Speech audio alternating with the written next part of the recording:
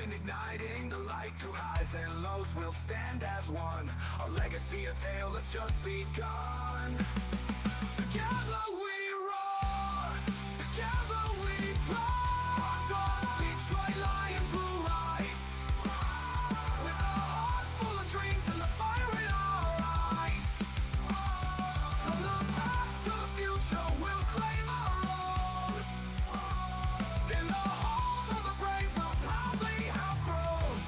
So let's lift our voices, let's turn it up loud. For the love of the Lions, we'll always be proud.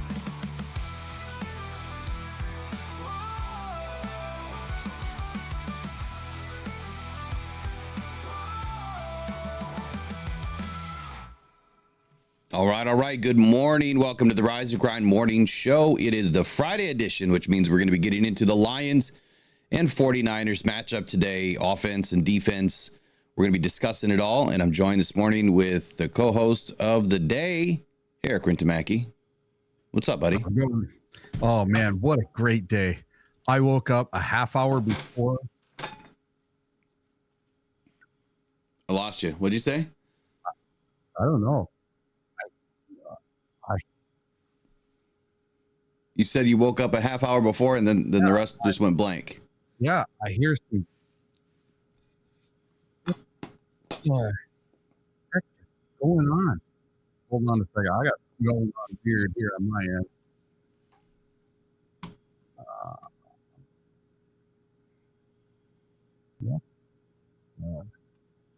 I'm not sure what's going on with Eric. But anyway, we'll come back to that in just a moment.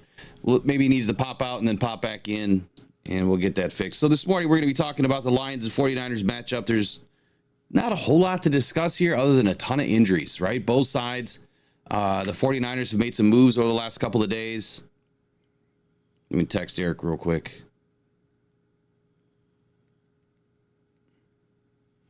Uh, 49ers made some moves in the last couple of days, which to me kind of sets the stage for them really just shutting it down for the season. I mean, they're still expected to come in and give us a game.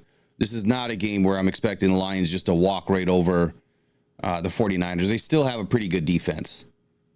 So with that in mind, this is not an easy game. It will not be. It's never an easy game when you're on the road anyway. All right, I think Eric's back in there. Let me see if he's good to go. All right, you good to go now? Dude, all I can hear is super loud stuff about the 49ers. Well, you've got a YouTube playing somewhere then. No, I have all that stuff shut off. I don't know. All right, I'm gonna have to disappear for a second. All right, we'll come back to you in a few minutes, man. All right, so let me just get it kicked off this morning. First and foremost, NFL news. Coming across a few things yesterday. Well, let's talk about the Bears for a moment. They are a complete dumpster fire of a team. I don't think any of us didn't know that. I think it's been pretty a pretty consistent or common denominator with the Bears this season that they've just been in trouble. And last night, it was just, on a national stage, it was even elevated even more. The Caleb Williams, I'm sorry, he's just not a great quarterback. I don't care about his stats. I don't care about the fact that he set, Bears franchise history with 356 passes without, or between interceptions. None of that stuff really matters to me. His body language as a quarterback is just dysfunctional. He does not look like he wants to play the game of football. He does not look like he wants to be in Chicago. And then I had half a mind to go back and listen to the call at the draft. And I want to bring that in for you today because I swear Ryan Poles on that phone call was probably thinking to himself, I'm making a huge mistake. It was the weirdest phone call. There was so much. It was just very odd to listen to these two talk. I mean, it did not seem comfortable. It seemed forced, like it was a prearranged marriage is what it felt like. It didn't seem natural. It didn't seem like either one of them was really happy with the situation. And I think that's what you see today with the Bears. It just doesn't seem natural. Doesn't seem like a good fit for either, whether it's Caleb to Chicago or Chicago with Caleb. The whole team has problems. I think it has internal problems. And I don't know for sure, right? We're not in the locker room, but I think body language tells you a lot. And Eric was talking about it earlier, this morning, that Tyreek Stevenson and DJ Moore got into it yesterday. Does that speak to, the Bears having issues in their locker room? Probably. What is the one thing that I continue to harp on that, Dan Campbell and Brad Holmes do the best? Eric, I see you. I'll get to you in 1 second. They built their team from inside the draft. They built their way every single season to having the depth that we do today. And that's why the Lions are still in this fight this season. If they did not have the depth on their team that they do, from drafting the way that they did, the Lions would not be where they are today. I guarantee it. Hardly any team can withstand, a dozen injuries, let alone 2 dozen. The 49ers, I think, are good, a good analogy for that. I mean, they've really struggled this season because of injuries. And their injuries are getting close to what the Lions have. But back to the Bears here. You can't just buy a team and expect that team is going to do great things. Unless they're winning, I think it's going to fall apart each and every time. Can you add a couple of pieces? Sure, you can. But if Dan Campbell and Brad Holmes were to go out and just buy a bunch of players in the next free agency and bring in 5 or 6 players, of high caliber and spend a boatload of money like the Bears did, I guarantee you we will have some issues. And that's why they won't do it. And that's why they haven't done it. They bring in a key piece or 2, and that's it. The rest has to come from the draft, and the Lions are deep, and that's what you don't see with the Bears this season. You see a bunch of eyes. You don't see a bunch of guys that are there for the team. Let me bring in Eric here. Let me see if he's good to go. Are you good now? I am fantastic now. All right. So anyway, I was just talking about the Bears, dysfunction and kind of talking about the injuries, that have plagued the Lions, the 49ers, and you can kind of see the similarity, with normally what happens, in the NFL with a team that battles a bunch of injuries is they turn out to be the 49ers. They just have a bad season. And I was talking about how the Lions, been going through this all season, next man up mentality. That doesn't exist on a team that doesn't do what they do in the draft. And what we see with the Bears, buying a team, it's clearly all over their faces last night.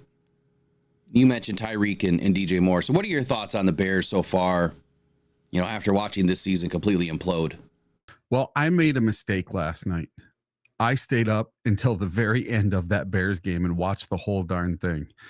Oh, what an idiot for staying up watching that game. But a few things came out of that game. So Tyreek Stevenson, he wasn't only fighting with his own players, he was also fighting with DK Metcalf on the field. And they were like throwing blows at each other. They were like going at it.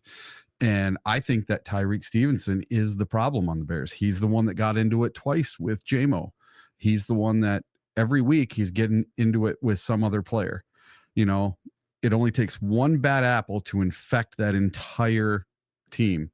And the Bears last night, I don't know what they were thinking. They got the ball back with 5 minutes left. They ended up driving right down the field. They had a 4th and 1, then I had a false start, turned it into a 4th and 6. They converted. Okay. Caleb ran around for 6-8 seconds and he converted a 4th and 6, got 17 yards.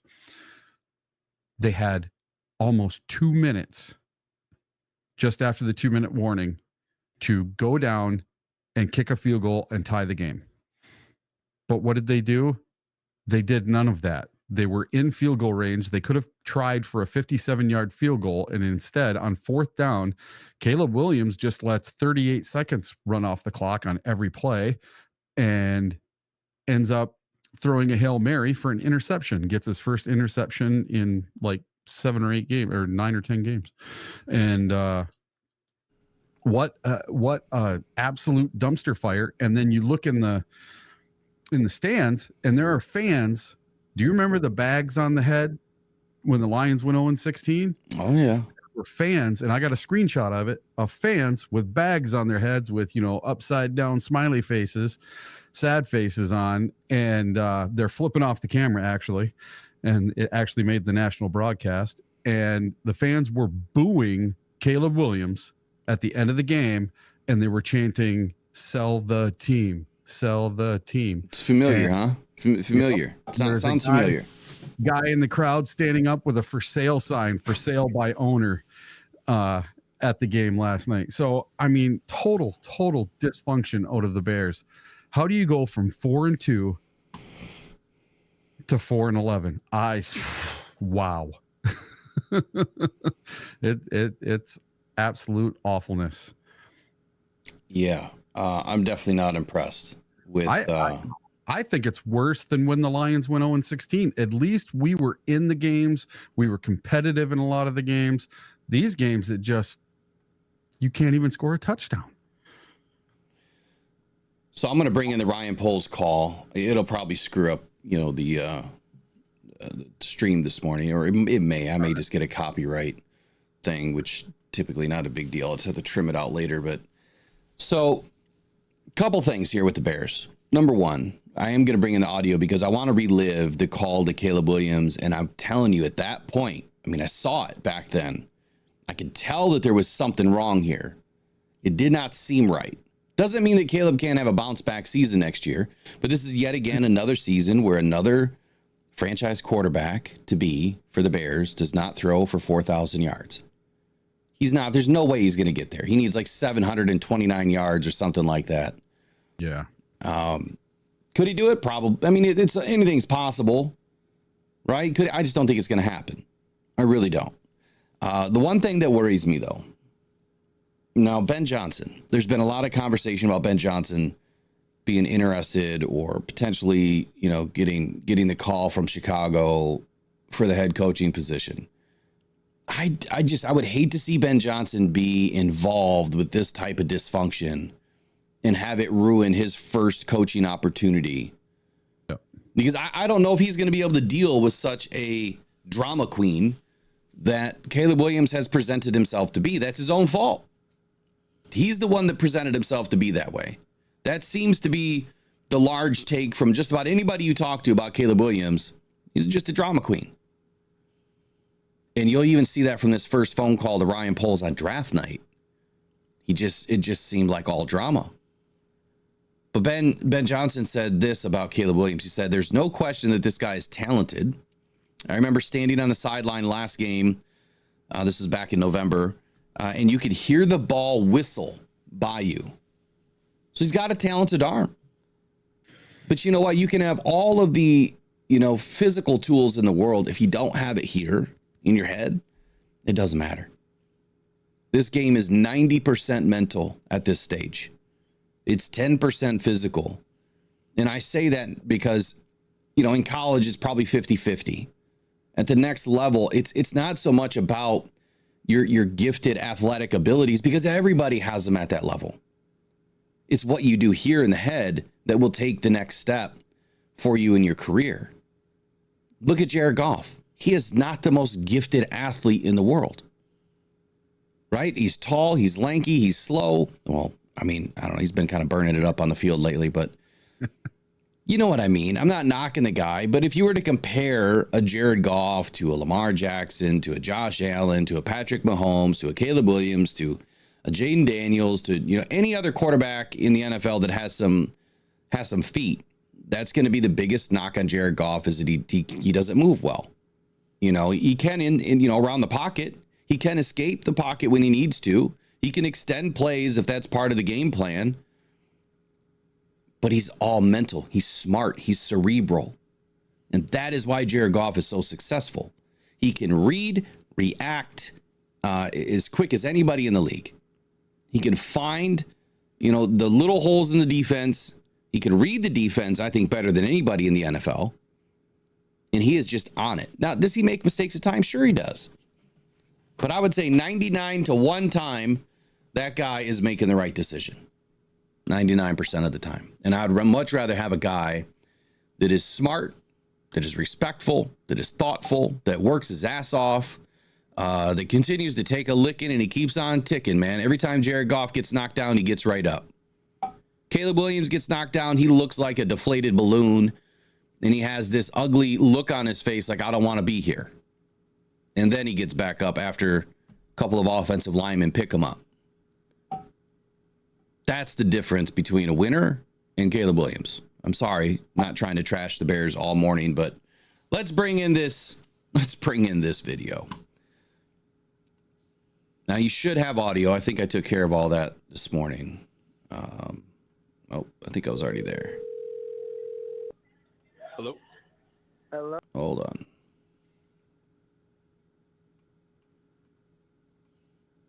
Why is it not letting me adjust it?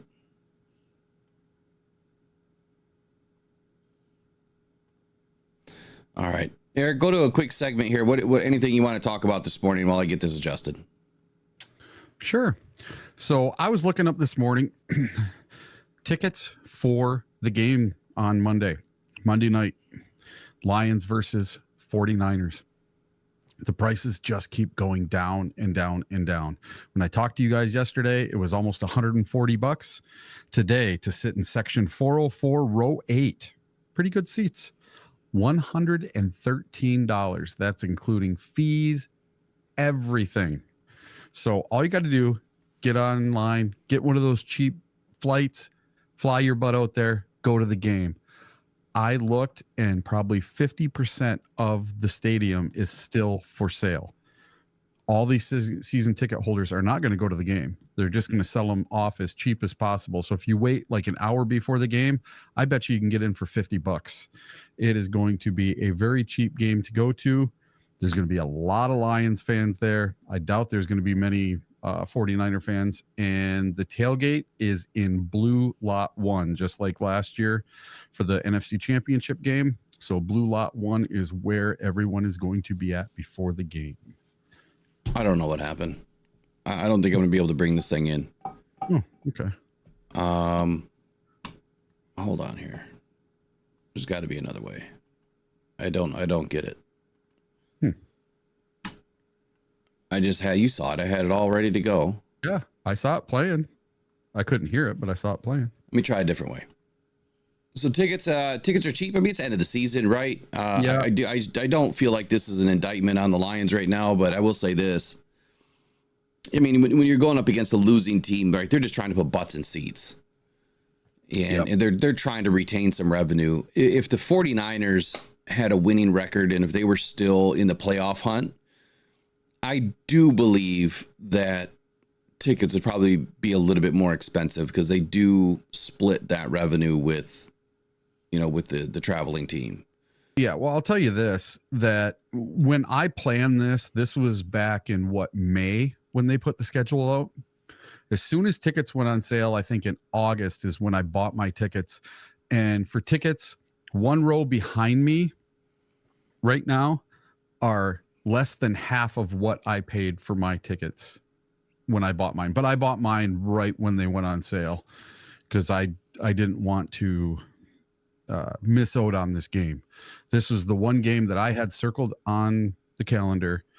You know, I've posted this thing with revenge, and it shows the 5 teams that we want to get revenge on, the ones that all the 5 teams that we lost to last year. Mm-hmm. And it shows claw marks through all of them. So it started with the Seahawks on September 30th. We got them. October 13th, Dallas, revenge. November 3rd, Green Bay, revenge. November 28th, the Bears, revenge. And now it's the San Francisco 49ers on December 30th. This is a revenge game. It's a revenge game for Aaron Glenn, I think, more than anybody. Yep. I think that Aaron Glenn has a lot to prove, that he's not going to let the bottom fall out again, like he did last year. Yeah, I'll tell you this. If we're up 17 or 24-7 at halftime again, or whatever the score was, we get that again this year, that second half is not going to go the same way. No, I don't think so. Let me see if I can bring this in now. Hello? Hello? Of course, there's no audio. Who's this? Hold on. Who's this? All right, here we go. Hello? Who's this? Who is this? This is Chicago Bears, man. How you doing? Just awkward. I'm good. I'm good. They told me to hold it for. They told me. I think it was at this point right here that Ryan Poles knew he effed up. It was that look on his face that just said, "What did I just do?" It feels so arranged. It does not feel natural. To hold it for 5 minutes. I told everyone I've been holding it for a month. 5 months. 5 months. I've been home for 5 months. And again, right there, that laugh of Ryan Poles just tells you everything. Like, how do I get out of this? How do I get out of this? What do I do? I think that he was stuck, but you know what? This is a Ryan Poles type of move. Love it. Yeah. All right, I'm gonna pass you over to Coach and Kevin Warren, and we'll put the pick in 5 minutes, or not in 5 minutes, but at the 5 minute mark. Sweet. All right. My guy. What up? Hey, this day's going to go down as an iconic day in Bears history, my friend. So I'm just going to say it for what it is. Go back and watch every Detroit Lions pick that Brad Holmes and Dan Campbell and Sheila get on the phone and talk to these guys. You won't hear any one of these players say, "What up?" No, they're going to say, "Coach, hi, Coach. Thank you, Coach." Not "What up?" I'm super excited for you that you realize you dreamed of being the first pick in the NFL draft. That's so cool. Yes, sir. Yes, You know, sir. But I'm more excited about our football team starting this process of achieving our next goal. And looking forward to our journey together. And I love you, and God bless you. And here's Kevin Warren wants to speak to you too, okay? Yep. Sounds And good. I'll see you tomorrow, brother. See you tomorrow. Not a thank you, nothing to his coach. Not I'm ready. I'm ready to go to war for you. What can I do to help the team between now and nothing? Not even a thank you. Okay. Hey, Caleb, congratulations, man, to you and your family. Soak it in. This is going to be special. These fans are going to love you, and you're going to love them, and we're going to win a lot of championships together. So you can mark this next one off your list that you had. The next one we got to do is win a championship. So enjoy your family, man. God bless you, and safe travels. Appreciate you. Appreciate you also. Okay. All right. So I'm not going to just, pound the guy to death here, but I mean, he didn't say thank you to anybody. And maybe that's the difference of the way I grew up and the way that other people have grown up. But I have not seen one Lions player that has been drafted in the last 4 years not have a better interaction with their new employer and someone that is going to spend, 30, 40, 50 million dollars, whatever it's going to be on his rookie deal. I mean, he didn't even say thank you to the owner. Now, I'm sure he's had other conversations before this, right? I'm sure they've had plenty of conversations, before this day, but this is supposed to be the most exciting day for the team and the player, and it just felt awkward, really awkward. And I think that when that first step was taken right there, I think they all tripped, and they haven't gotten it back. Something's not right, with this team and this organization. I'm just glad it's not the Lions. And now we're going to move on from the Bears. Eric, what's your 30 seconds? Well, my 30 seconds is this. If you look at Caleb Williams' body language when he was talking to Ryan Poles and the coach, Eberflus, it was just like last night. It's this defeated, almost laid back, I don't give a shit about anybody else. This is all about me. That's his attitude. Just go back and watch the last 2 minutes of the game from last night. You'll see after every single play, it's that every single time. Yeah. He's like a kid sighing about having to do the dishes. Every single play. It's like, dude, I got to do the dishes again. Oh, you know what Caleb strikes me as? I'm sorry. I'm just going to say he's the kid that was told to do the dishes, and he takes all the dishes and he puts them in the oven and shuts the oven door and leaves and goes and plays with his friends. yeah. That's the Caleb Williams that I see. He takes all the dirty dishes and he hides them. And then he works for about an hour or so because, maybe mom or dad or whoever's going to make something to eat. And they're like, well, what are all these burning dishes in my oven? Yeah, I did that. I did that too. That's why I'm saying that. I did that too. at least once in my life. So, all right. So anyway, let's move on here. There's some other, we're getting to NFL news. If you can't tell first, the Bears are just the hottest item because last night, another implosion, another loss. Are they scuttling to, better their pick? Maybe. Who knows? Obviously, it doesn't matter what level of pick that the Bears have. They can't do a damn thing right with it anyway. Roma Dunze was a great pick. I don't see anything wrong with that pick at all. Yep. I just feel like the Bears made a giant mistake in keeping 1 and 9. I think that they should have done something to add more draft capital if they wanted to help out Caleb Williams, because now they're going to have to invest in offensive line, and I don't even know what they have for picks next year. I didn't look. But all right, next up. So there's a couple of players that have been hot topics for the Lions because of the defensive end position, and we're talking about Myles Garrett and Max Crosby. Now, you guys know my take on this. It has never wavered. The Detroit Lions will never, ever spend $25 or $30 million a year on a defensive end that they didn't draft. I firmly believe that. We haven't seen it to date. It's not going to happen. But maybe the tide has changed a little bit for an opportunity for these guys to actually be available. You have to remember the first most important thing. They have to be available, which means that the team has to make them available. And depending on what's in their contract, that may or may not be able to happen, especially if there's a no trade clause or whatever the case may be. I don't think either of those players have a no trade clause. But prior to the trade deadline, both of these players, were tied to their teams in a way that they didn't really want to leave, or they're part of a really good situation and they want to see it through. Or, Mad Max wants to remain a Raider for life. And that really hasn't changed a whole lot. But I'm going to read through a couple of scenarios here and a couple of quotes. So first, Cleveland Browns defensive end Myles Garrett. He was very open about his desire to win this last season, every season, and avoid the rebuild that the Browns appear to now be involved in.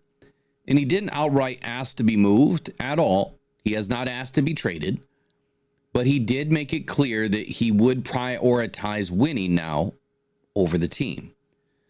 Quote, "I want to stay loyal to a team that showed loyalty to me and faith in me by drafting me. But we have to do at the end of the day what's best for us. So if we have that alignment where this is something that is still possible in the near future, winning, going deep in the playoffs, putting a great defense out there, I think that would really keep my mind at rest and keep me settled." Now, what I took from this is if he and the team are in alignment together, if they're having the same symmetry here, that at the end of the day, they're trying to win and they're trying to put a really good defense out there and put players around Myles Garrett to do that thing, or that very thing, that he would stay in Cleveland. So it all depends on what the team does during the offseason and before free agency and what those conversations are going to be like, whether or not he's going to be available this next free agency period or during the time when, players can be moved. Now, he wasn't the only one that said something. Mad Max also said something on the Rush podcast. He was a little bit less blatant about the situation, but he did kind of commiserate with Garrett. He said, quote, "It's new coaches every other year, and this and this and that, and new teammates. There's been plenty of times where I'm like, F, this D-line is cold. And then I come back and every single one of them is gone. And it's like, what the F? There's a lot of things, and it's so tough. Bro, I feel for Myles because he's in that same boat." And what Crosby is saying here, if, I can read the tea leaves, when he says, damn, this D-line is cold, he's saying, man, we have a really good defensive line. And then he comes back, and it's like everyone's traded. Everyone's gone. Same thing for Myles Garrett. They continue to have different coaches, and same thing for Crosby, different coaches every other year. That is not how you build a winning culture. I mean, what you see happening in Detroit is building a winning culture. Same coaches, same positional coaches. Now that's going to get shaken up next year, but it's why we are at the point we are at right now. So Crosby also said that he intends to have conversations with the Raiders in the offseason, and he has no guaranteed money left on his contract. So there is an option now that Crosby may be available. The fact that he doesn't have any guaranteed money means that he could be moved relatively inexpensively for the Raiders. Do I think that they're going to end up in Detroit? I don't. Right now we have Zadarius Smith. We have Aiden Hutchinson coming back. I do not believe that the Lions are going to go out and spend, buco bucks on either one of these guys. Do I think that either one of these guys is going to give the Lions some sort of a discount? I don't. I don't at all, because right now they're not playing for anything other than their check. And I'm sure they want to keep that, a buck with what they're doing each and every year, at least have some money. So I don't think that they're going to come to the Lions. I don't even think it's going to be a conversation, but I'm sure we're going to see 50 videos between now and then talking about these guys coming to Detroit. It's just not going to happen. And if it does happen, I'll be more than happy to say that I was wrong, but nothing tells me that it's going to happen. I'm not trying to rain on your parade, but we haven't seen it yet. Why would that change? I think the Lions are going to grab the next defensive end in the draft next year. Eric, what do you think about these two players? Yeah, I agree with what you just said. They are going to take a defensive end in the draft. Maybe not first round, but it's coming. I think we're going to go after offensive linemen, probably another wide receiver, and an edge rusher. Those are the three things that I think we are going to need in the draft, because we have to start preparing for a future without Frank Ragnow, without Taylor Decker, without Graham Glasgow. So we have to start moving in their replacements. I think Christian Mahogany was a great start to that. And yeah, I don't see either of those two, Max Crosby or Myles Garrett, coming to Detroit. For one, it would be a money issue. We need to build through the draft, not through free agency. If you've noticed, Brad Holmes has been very, very selective with what he does in free agency. And we have yet to see him bring in one high-priced free agent. It just has not happened. Most of them have been bargain deals. I think Carlton Davis's deal was the most dollars per year, and that was only for 1 year of any free agent that he's brought in so far. Yeah, I think it was a $15 million deal for 1 year that they renegotiated. They spread it out over a couple of seasons. Mm-hmm. And then I think if you look at DJ Reader's contract, that was probably the next most expensive deal that the Lions brought in. I think he was 2 for 29 or 2 for 22 or something in that range. Yeah. It's not terribly expensive. I'm sure there was some escalators in there to get it up a little bit more, like closer to 30 million over 2 years. But so that's the reasoning behind, my thought process here too, is when you look at the future for the Lions right now, you're looking at Josh Pascal is going to be up on a contract after next season. Levi Onwuzurike his contract is up this season. Mm-hmm. And, furthermore, you've got Aiden Hutchinson that's going to be up for a contract in a couple of seasons. I firmly believe the Lions are going to make him play next year and probably pick up his 5th before they even think about any extensions. They've got to see what he has after he comes back. I'm expecting Aiden to do Aiden things. When you look across the defensive line, we've got Aleem McNeil tied up. DJ Reader's signed for next season. So next year is the year that the Lions must address interior defensive line to back up DJ Reader's position when he's gone, because Aleem's going to be here for the next few seasons, unless DJ Reader stays. And then you also have to look at the loss of Levi O. So you've got 2 potential defensive line players that could be gone. And then Josh Pascal, who's playing, the big edge position right now, who's also the hybrid interior defensive lineman, he's up for a contract after next season. So unless Josh gets some sort of a bump after this season, which I think is likely, I think that Josh may get, maybe a 2-year extension, just depending on how he finishes the season, health-wise and what, his future holds. I think that he could get a little bit of a bump from the Lions and stick around. I'd like to see him stick around. He's finally starting to fill out into the draft selection, where he was taken. I think that his output is finally starting to be worth the draft selection. Like if you were to go back and redraft, look at these players, like what is the level of, play that you need from these guys to be, valued at a 3rd round pick or a 2nd round pick or a 1st round pick. And I think that his value is now exceeding where he was taken. He, kind of had a long way to the field because of, the cancer, all that, but he's fine. I think he's going to be just fine. So the Lions, they have a lot of work to do still. This is a season where we're going to have to redress this defense again, because like you said, Carlton Davis, he'll be gone potentially. I saw, a video the other day of the potential for him to be a Raven next year. They have money to burn, maybe. I don't know. But the possibility of him sticking around, I'm 50-50 on. I don't know that Dan Campbell and Brad Holmes are going to want to spend $30 million on another 2-year deal for this guy. That's probably what he's going to ask for. Yep. So I just don't know. I don't think that Ennis Rakestraw is the answer right now as the number 2. I think that he is going to take some more time. So yeah, there's plenty of defensive players that we're going to have to pick up. Offensively, I think you're spot on with the receiver. I think we're going to need a receiver next year.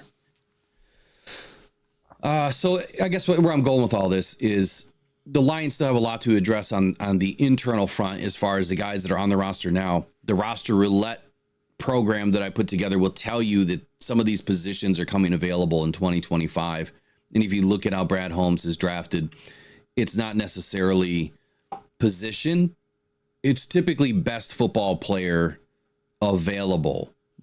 But I kind of feel like Brad changed that a little bit last year. I think it was a mixture of the best football player on his sheet that fit a need that is available, kind of, intertwining the two thought processes, if you will. Trey says we need to get the likes up. We got to get above 60. We'll get ads turned off. It's 8:43 in the morning. We'll be right back after this quick promo. And we got a couple more news and notes around the league. And then we'll get into the game matchup.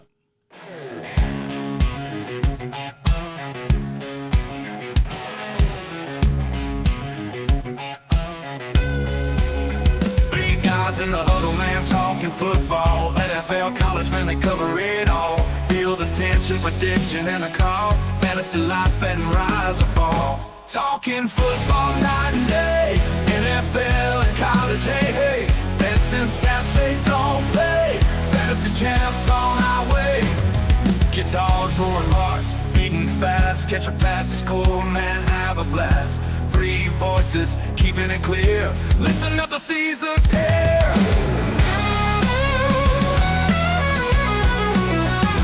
Guitars, roaring hearts, beating fast. Catch a pass, score, man, have a blast. 3 voices, keeping it clear. Listen up, the season's here. Talking football night and day.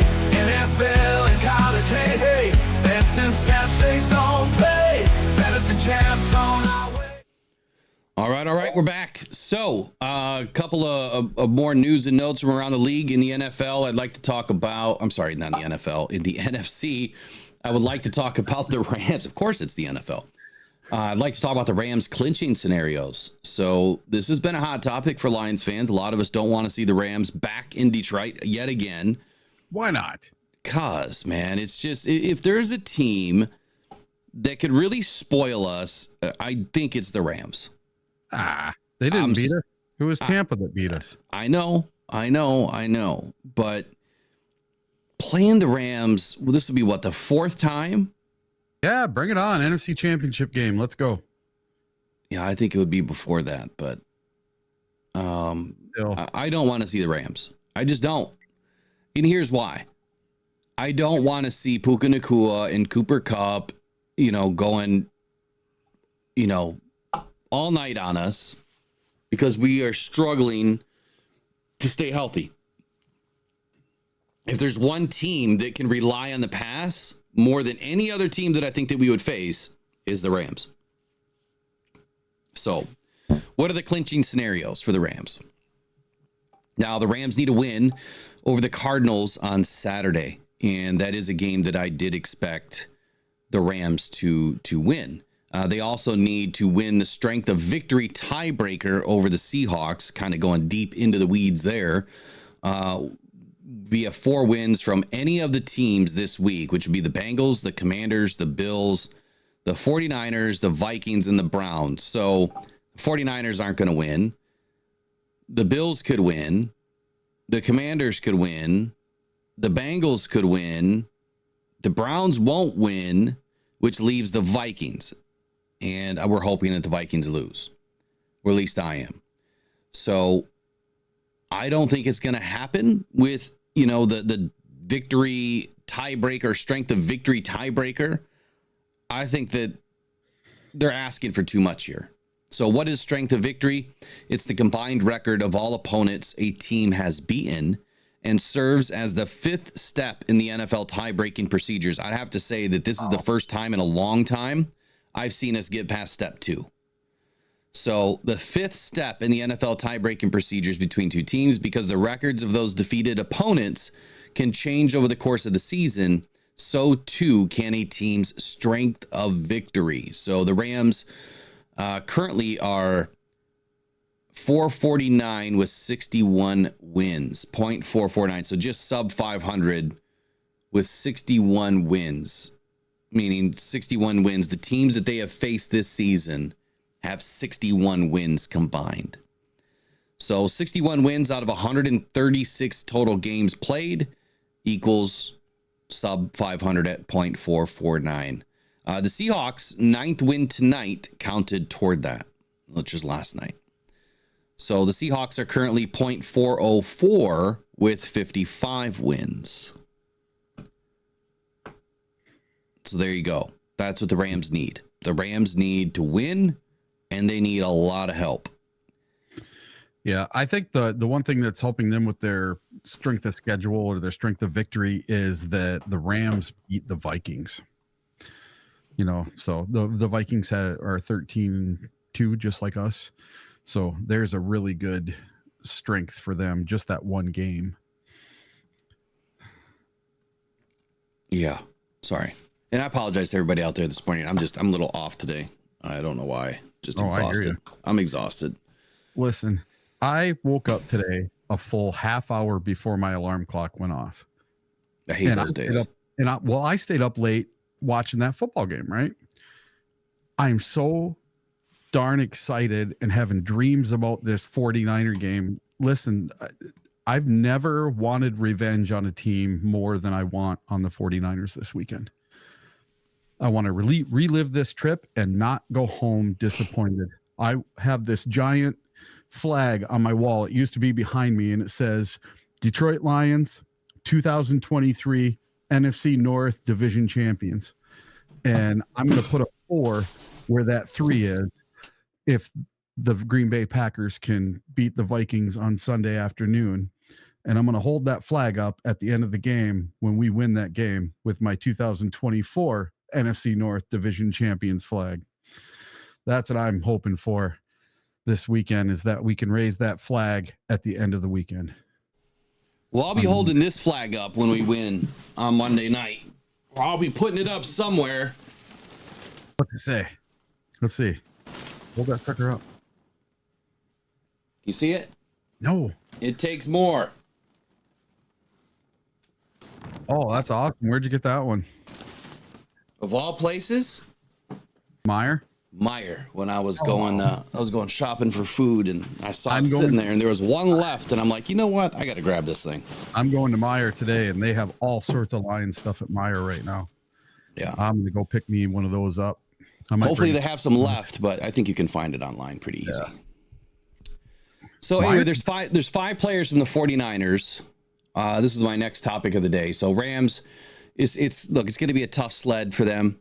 I still think they can get it done. I mean, the NFL's weird, right? The ball bounces in weird directions all the time. And so I think you would rather have the Seahawks make it over the Rams, correct?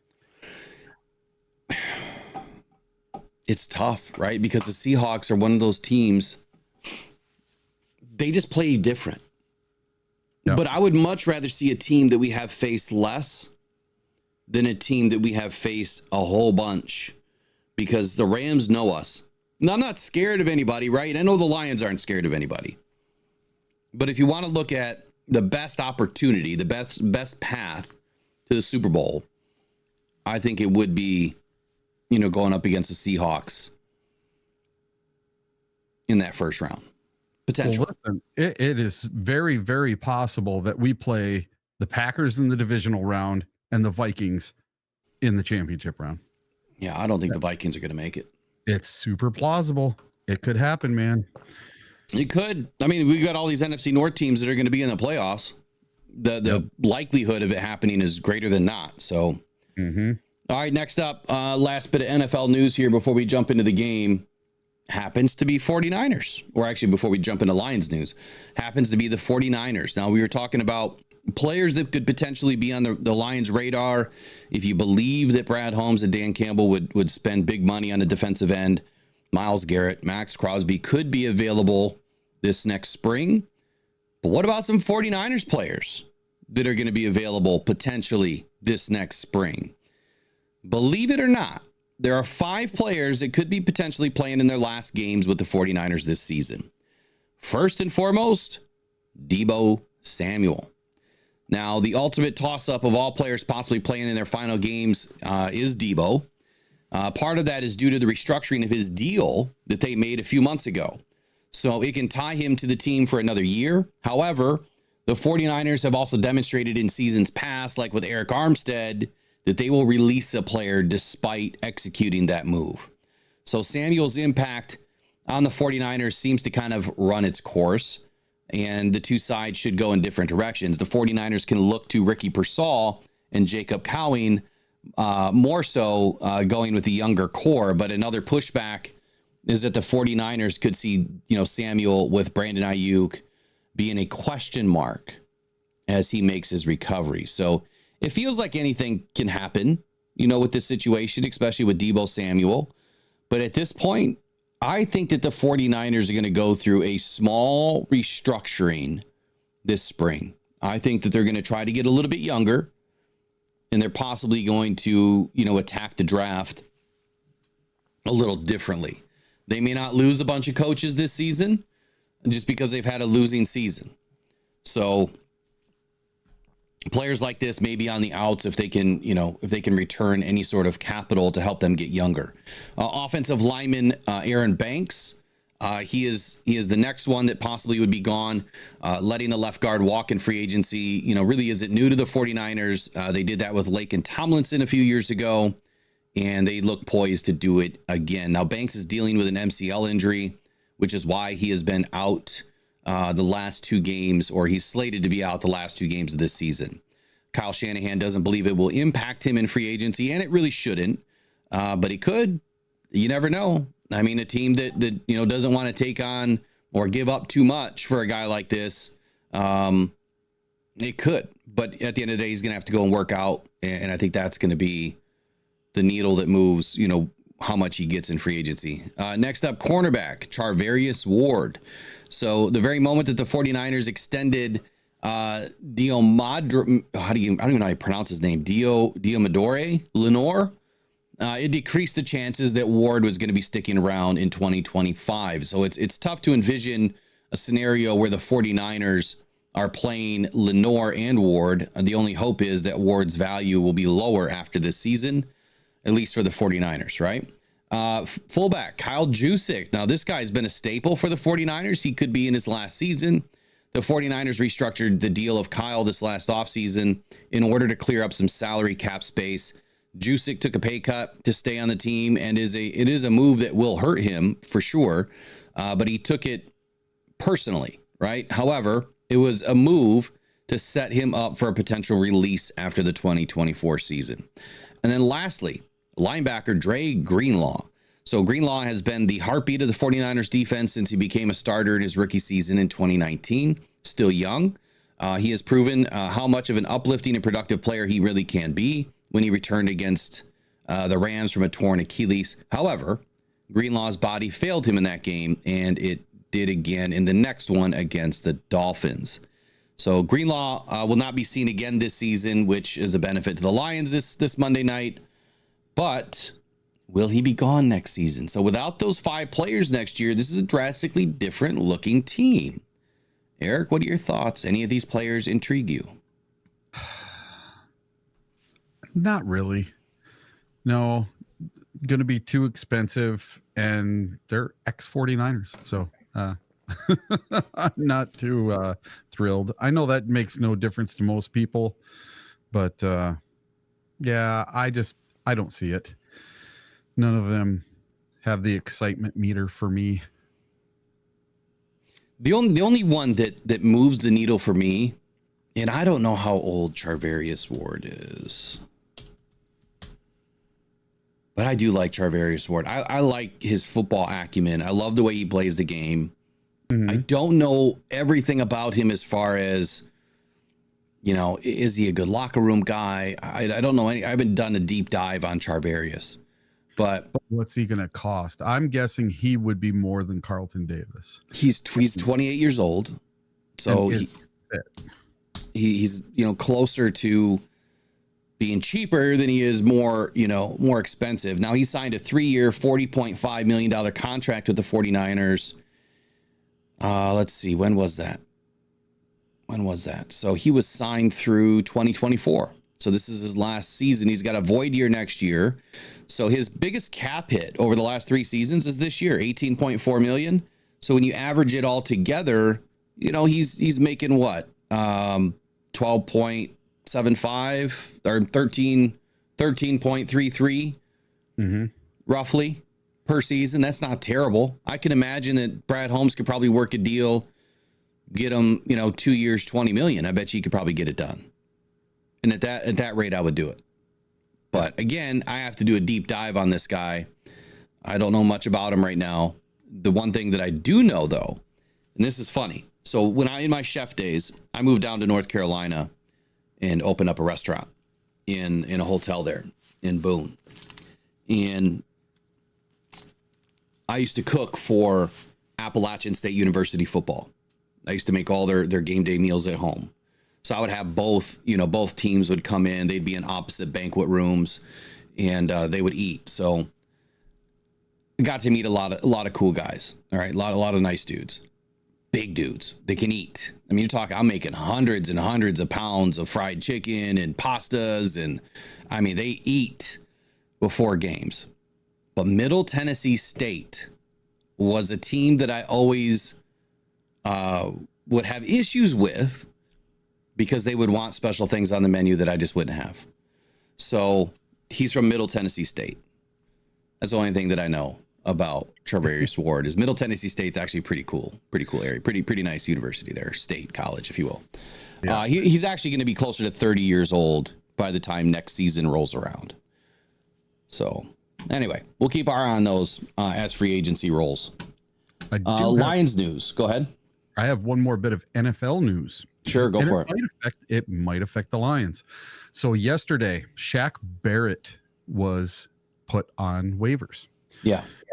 And we will find out today by 4:00 if he cleared waivers. If he did not clear waivers, he will go on IR for whatever team picks him up, and he cannot play for the rest of the season. If he clears waivers, he can sign with any team he wants and would be eligible to play as soon as this weekend. So I did a video on Shaq Barrett yesterday. Yeah. Would you have any interest in Shaq? 1,000%. Especially this late in the season. Yeah. We need somebody. I mean, he hasn't played all season. That's the downfall. But he's been staying ready. Yeah. At least according to him and his agent, he's been staying ready. The Lions need a game changer. And this is somebody that could step in and help us, as an outside linebacker, also up on the defensive line, as a defensive end. He can kind of play both positions.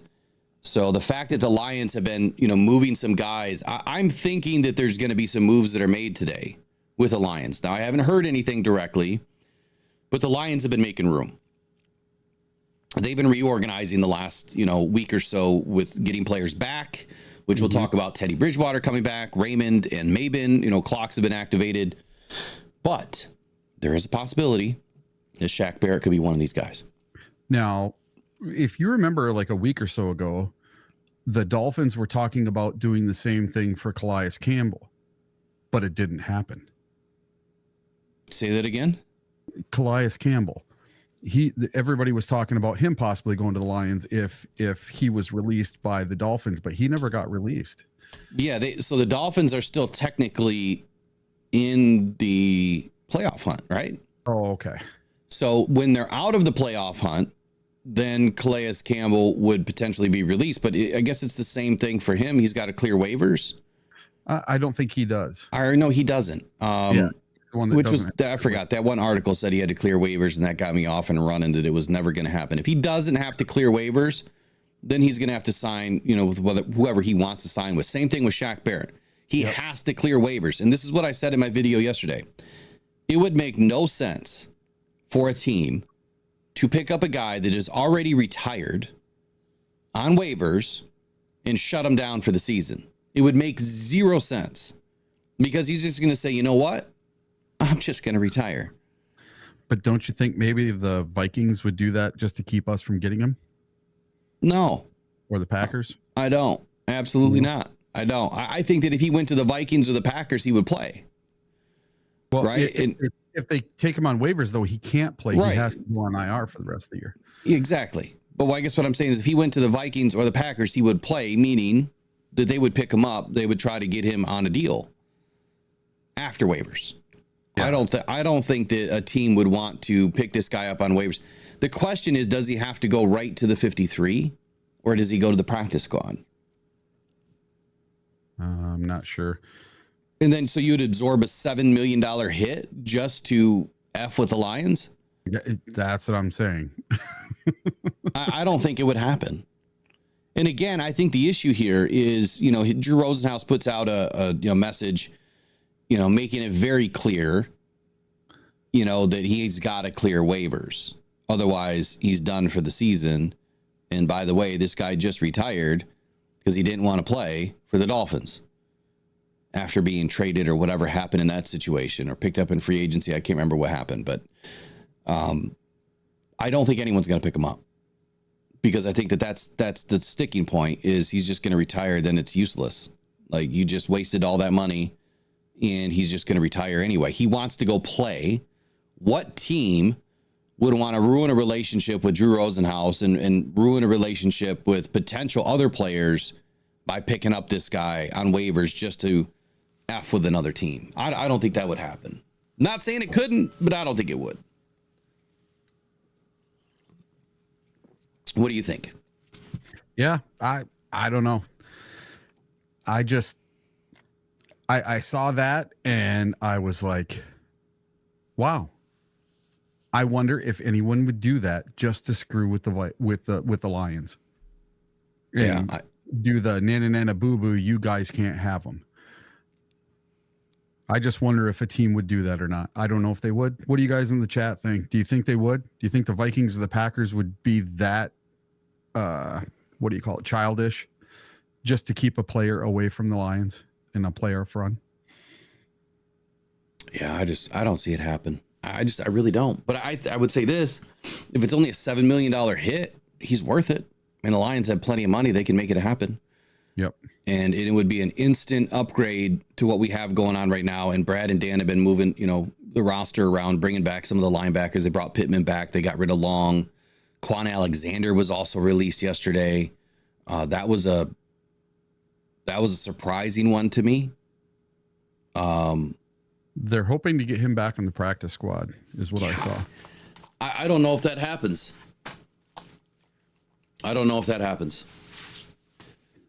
Sorry, Teddy Bridgewater, the guy that I thought would not come back to the Lions after hearing all the rumors, he's back. Yeah, that was a surprise. Big surprise. So let me open this up real quick. Guess who's back? All right.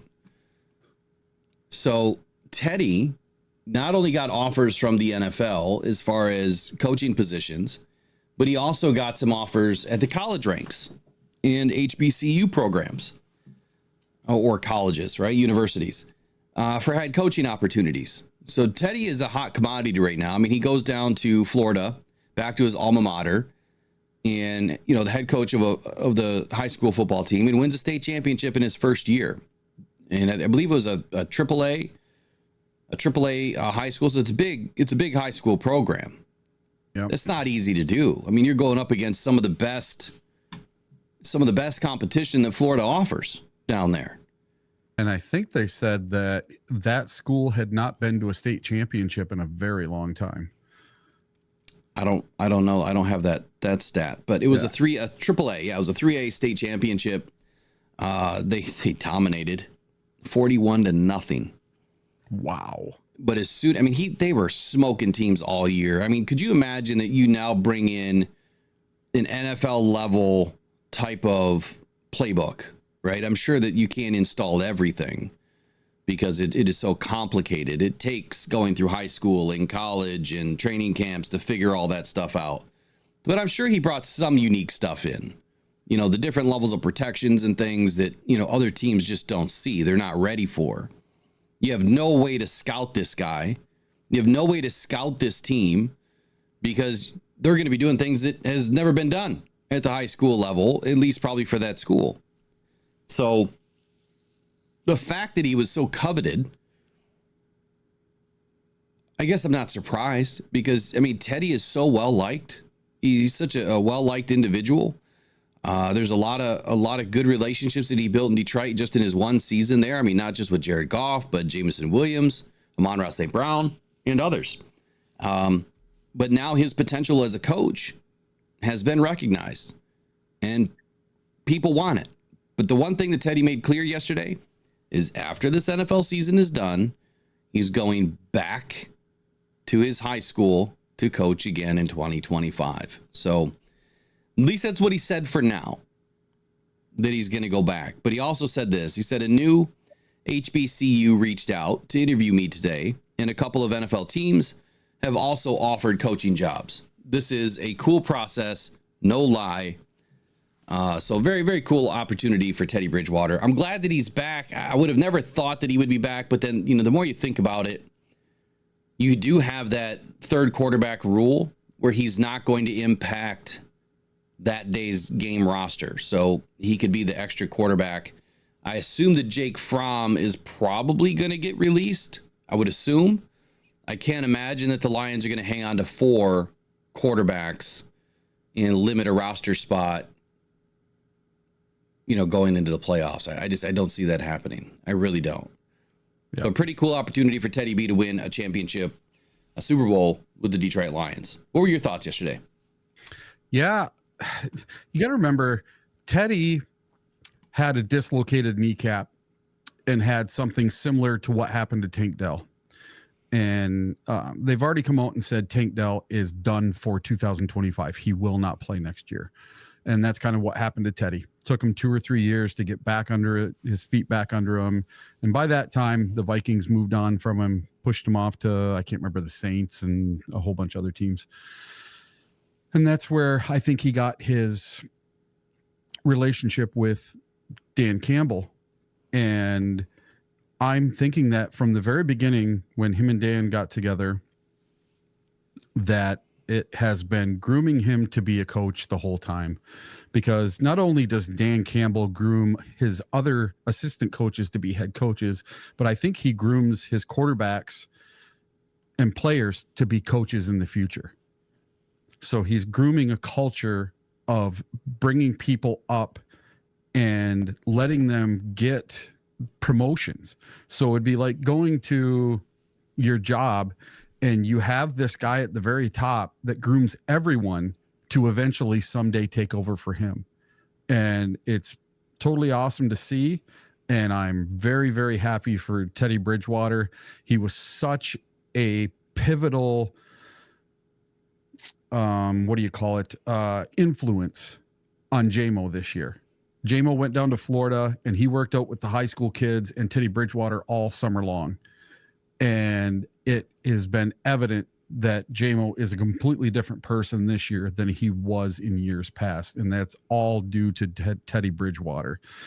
Just got a super chat from Greg again today. Yeah, he said it's Brad looking ahead. Appreciate the donation, Greg.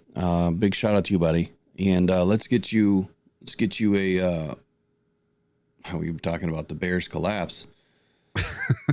There you go. Get a beer. We'll do the Amik big hit. How about that? On 3rd and 14, Jones has got it, setting up a screen, and it's blown up. Oh, my goodness. Amik Robertson just sent ETN back to Jacksonville. I love that one. That's great. I haven't heard that one yet. So I played it a few times. Oh, did you? Yeah. So there's a good comment here in the chat that says maybe Teddy is the next OC. Ooh. That is actually intriguing. Very intriguing.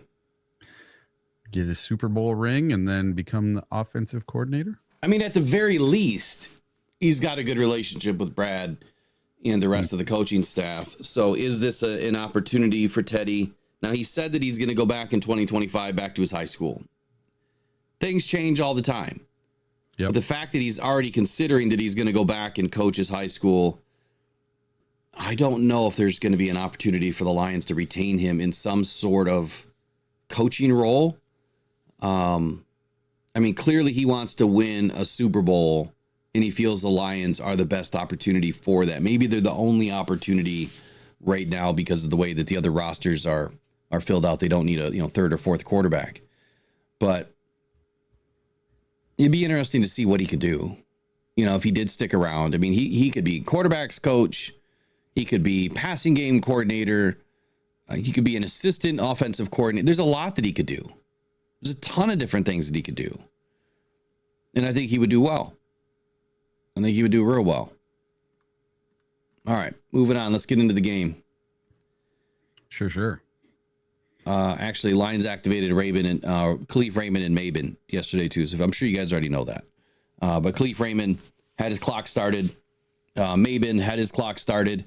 And at the end of the day, Dan Campbell does not feel optimistic about Raymond more so than he does Maben. So Maben has an outside chance of playing this weekend. Raymond is going to probably take 2 to 3 weeks to come back. Mm-hmm. Is the feeling that I got from the conversation with Dan Campbell is that he is not, like, they're starting the clock because they have to start it. They have to see what this guy can do.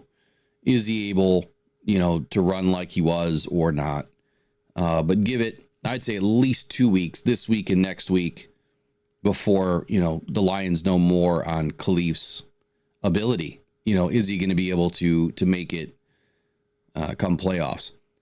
As far as, any of the other upgrades or elevations, what I'm hearing is Alex Anzalone will be upgraded next week. His window will be started by Tuesday morning, is what I'm understanding.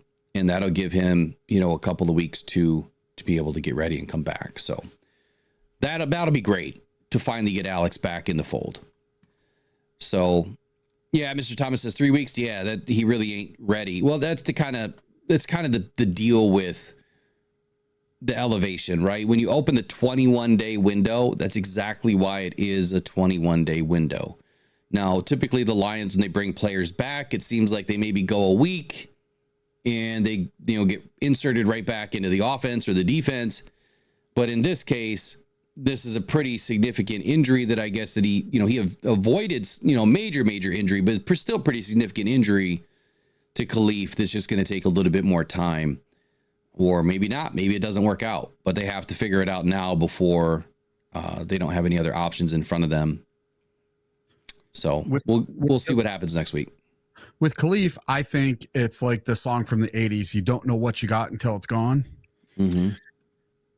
We really missed Khalif Raymond as a punt returner and that fourth or fifth option out of the backfield and on end arounds and jet sweeps, all the little things that Khalif Raymond does. And granted, he might only get 1 or 2 catches a game, but a lot of times they're for first downs when we need them.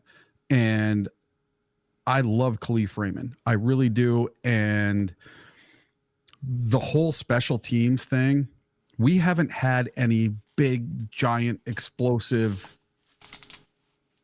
run backs since Khalif's been gone. So to me, it shows you just how important he was to special teams. I want Khalif back. I can't wait. Hopefully he's back for next week. And hopefully we've already got the number 1 seed all locked up next week. Yeah, so a couple comments in the chat asking, Iffy and Mosley, they are both back. Michael Garrity says he doesn't understand the Mosley situation at all. No defensive snaps. I mean, it's kind of what I've been saying this whole time. I don't think that Mosley is an answer. I think that he's an opportunity, but I don't think he's an answer. He got no snaps last week. Maybe this week he gets an opportunity. Maybe he logs a few snaps on special teams.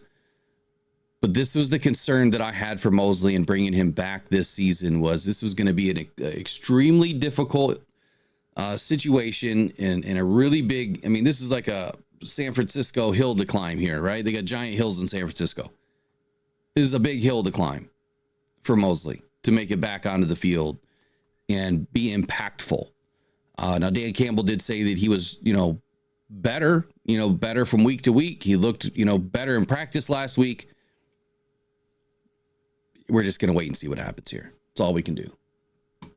It's all we can do. But I don't really have, I don't really have high hopes for Mosley, and I definitely don't see him back next year. I'd be really surprised if he was back next year. Yep. Okay, so first and foremost, let's get an injury report here. The 49ers are in a bad situation. They have pretty much put down their entire offensive line and re-signed an entire offensive line in a matter of a week. They have 16 players now on IR after all of the recent moves between yesterday and today. The 49ers list of players on injured reserve has grown considerably, since this last game. So all-pro left tackle Trent Williams was officially placed on season-ending IR because of an ankle injury that has kept him out of action since week 12.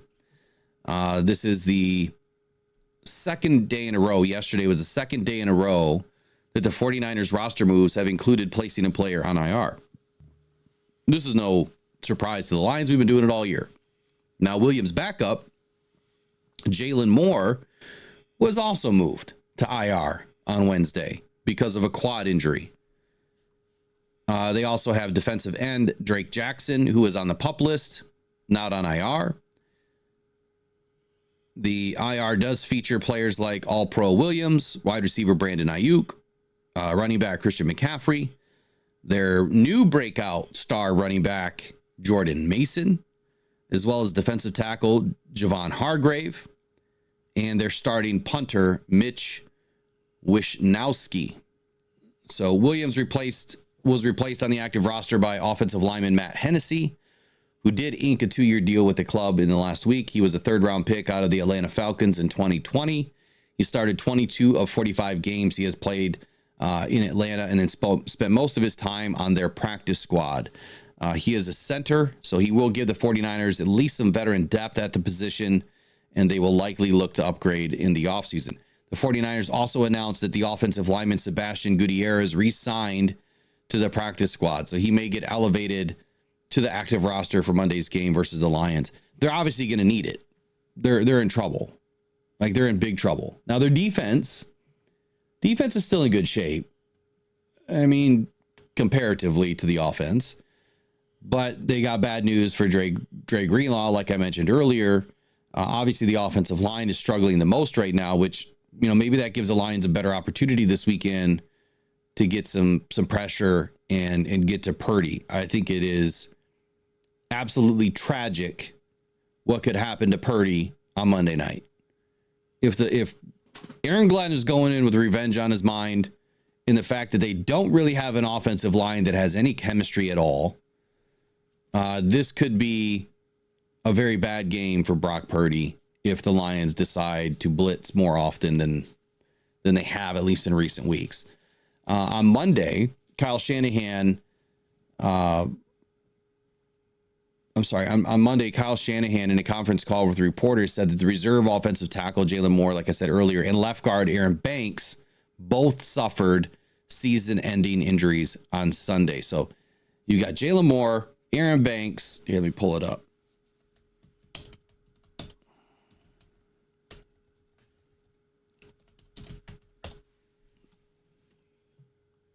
So you've got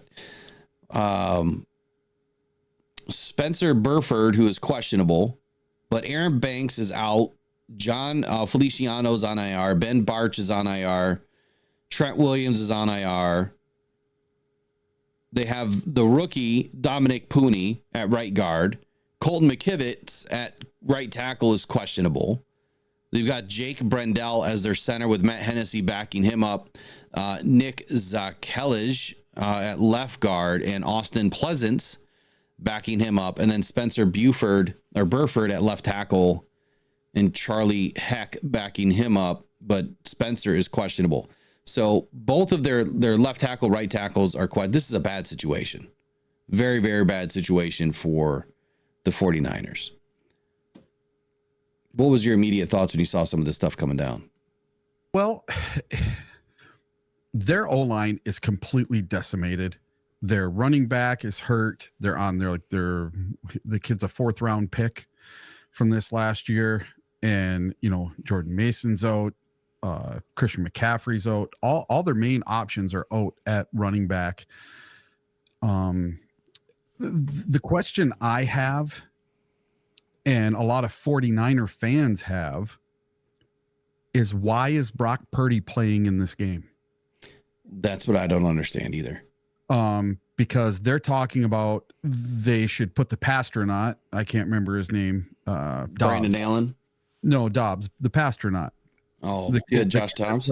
Josh Dobbs. He played with the Vikings last year, and they're talking because he's their backup, one of their backups, and they're talking about they want to see him play and leave Purdy alone because Purdy right now is not under contract for next year. So they're going to have to sign him to a pretty decent contract. He was a 7th round pick, last pick in the draft. So he's been relatively super, super cheap, playing for under $1 million a year. Now they're going to have to pay the piper if they want to keep this kid around. And all you were doing in this last 2 games is you are risking getting him hurt before he gets his contract. If I was Purdy, I'd be like, oh, my fingernail, man. I got a hangnail. I don't think I can play today. This really hurts. I don't think I can grip the ball right. Because you are risking $100 million plus by going out there and playing. What if he blows out his ACL, MCL, PCL on a hit because his left tackle is on their 3rd reserve left tackle? So what you're saying is he should pull a Jonah Jackson. Yes. And say that his fingernail has got a boo-boo. Yeah, something. And if I was Brock Purdy, I probably would not want to play in either of these last 2 games. Protect your interests. There's nothing to play for. Listen, they play us this week. They're eliminated from the playoffs. They play the Arizona Cardinals next week. They're eliminated from the playoffs.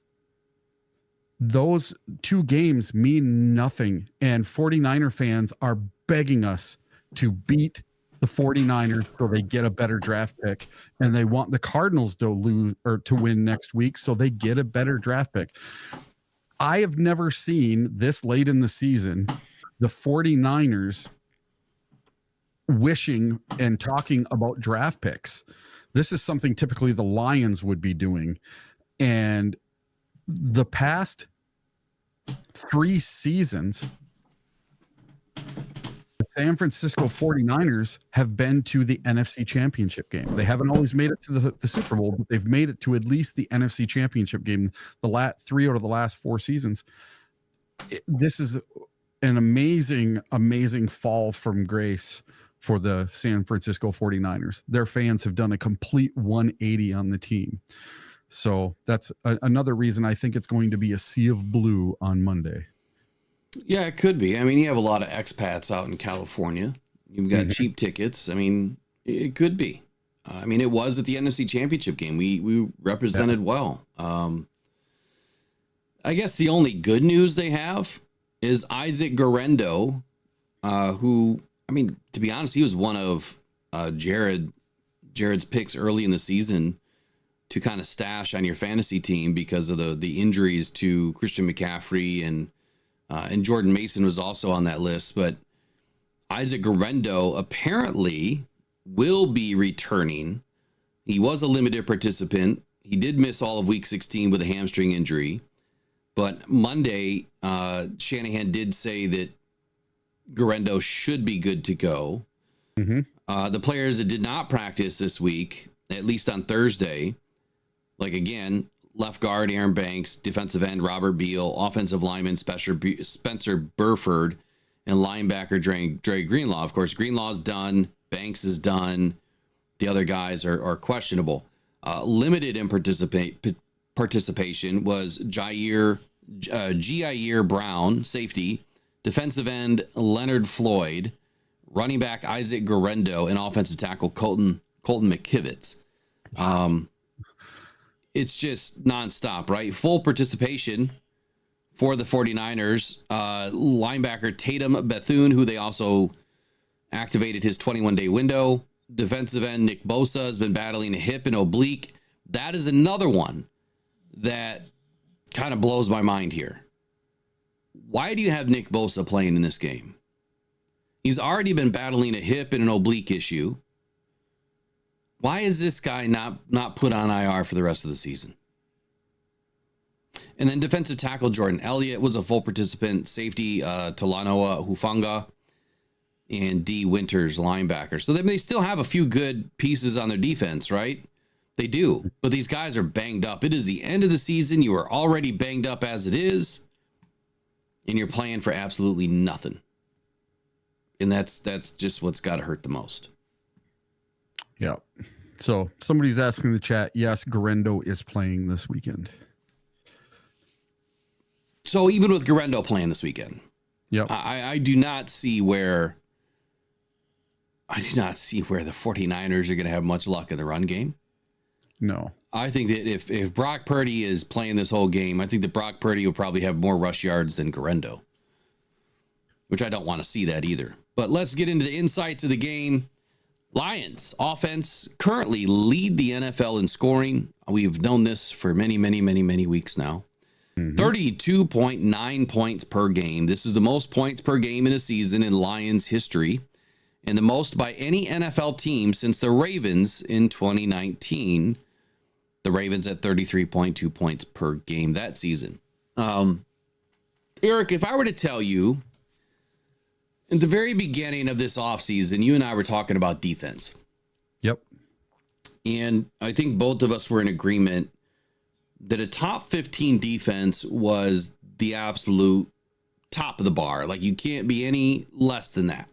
Exactly. The Lions had to have a top 15 defense to even compete this season. But a top 10, when I went through all of my unbiased reviews, I said there's no reason in the world why this defense couldn't be a top 10. And if everything goes our way, we could even see a top 5 defense. Where do you think we are right now? Just take a guess without looking. Just take a guess. Where do you think we are right now? I know what it is. But okay, so we're at 6. The Lions are the overall sixth ranked defense in the NFL right now. 6th. And we've lost 1 out of the last 12 games. And what was your magic number for the defense? Top 10, but no. I'm scoring. What was your magic number? What for defense? We couldn't let up 20 points per game. Exactly. And what are the Lions letting up per game? I didn't check today. 19. Oh, it's back like down 19? 19.9 or something. Perfect. And that's exactly why the defense is doing what it's doing. It's we're not letting up points. Got to keep the points off the board. And the Lions have been one of the better red zone defenses in the league this season. Obviously, one of the better run defenses in the league this season. And I know I've said it just about every week. But by Brad Holmes doing what he did with interior defense and the secondary is exactly why we are where we are. And of course, the depth, right? All the depth that they added and acquired and attained is another big reason. But you can't say that you ever expected the Lions to be where they are right now at this stage of the season with watching, all of these games, where the Lions are letting up a ton of yards. You wouldn't think that we would be at number 6. And we've done it without pass rushers. We've done it without edge rushers. We've done it with a depleted defense. We've done it without a lot of our linebackers. The two common denominators up until the last couple of weeks is our interior defensive linemen were solid, and until Carlton Davis went down, our secondary was solid. But why this last weekend did we have even more success? Meek Robertson registered an 85 PFF grade on the outside, played an amazing game. Yeah, absolutely amazing game. So the depth is there. They just slide another guy over, and they continue doing what they were doing the week before, which is win and play good defense. Yeah. So somebody just brought something up in the chat, and it sparked something in my brain. They were talking about we have to beat the refs this year, and we are. Well, I found this really neat chart, and it's called Blessed by the Refs. And what it does is it takes your penalties and yards versus your opponent's penalties and yards that they get against them while you're playing them. And the Detroit Lions have had 93 penalties against them for 759 yards. Their opponents have had 104 penalties against them for 802 yards. So we've had plus 11 penalties. Our opponents have had 11 penalties more called on them than we have. And we are negative 80 yards. So even though we've had more penalties called on our opponents, we still have a negative 80 yards in penalty yardage. So they've gained that much more. They've gotten the pass interference calls where we haven't. We've had one pass interference call for 5 yards this entire season. And now if you look at a team that's gained the most, you would think it would be the Chiefs. But the Chiefs are number 4. Number 1 is your Minnesota Vikings. They've had 29 more penalties called on their opponents than they have, for a whopping 317 yards in the plus, while the Lions are negative 80 yards. So there's no other team in the NFL right now that has gained more by the refs than the Minnesota Vikings. It's interesting. It's interesting. So all the way down to 8. Yeah, offensively, we just don't get the help that the other teams do. And I hope that it changes, because there's definitely been a ton of pass interference and a ton of holding calls that are missed and illegal contact. Jared Goff has thrown a couple of interceptions this year because of it, and it needs to change. So Lions offense, like I said, we're leading in points. Lions defense, number 6 rated defense in the league. Ali McNeil and Aiden Hutchinson still lead with pressures.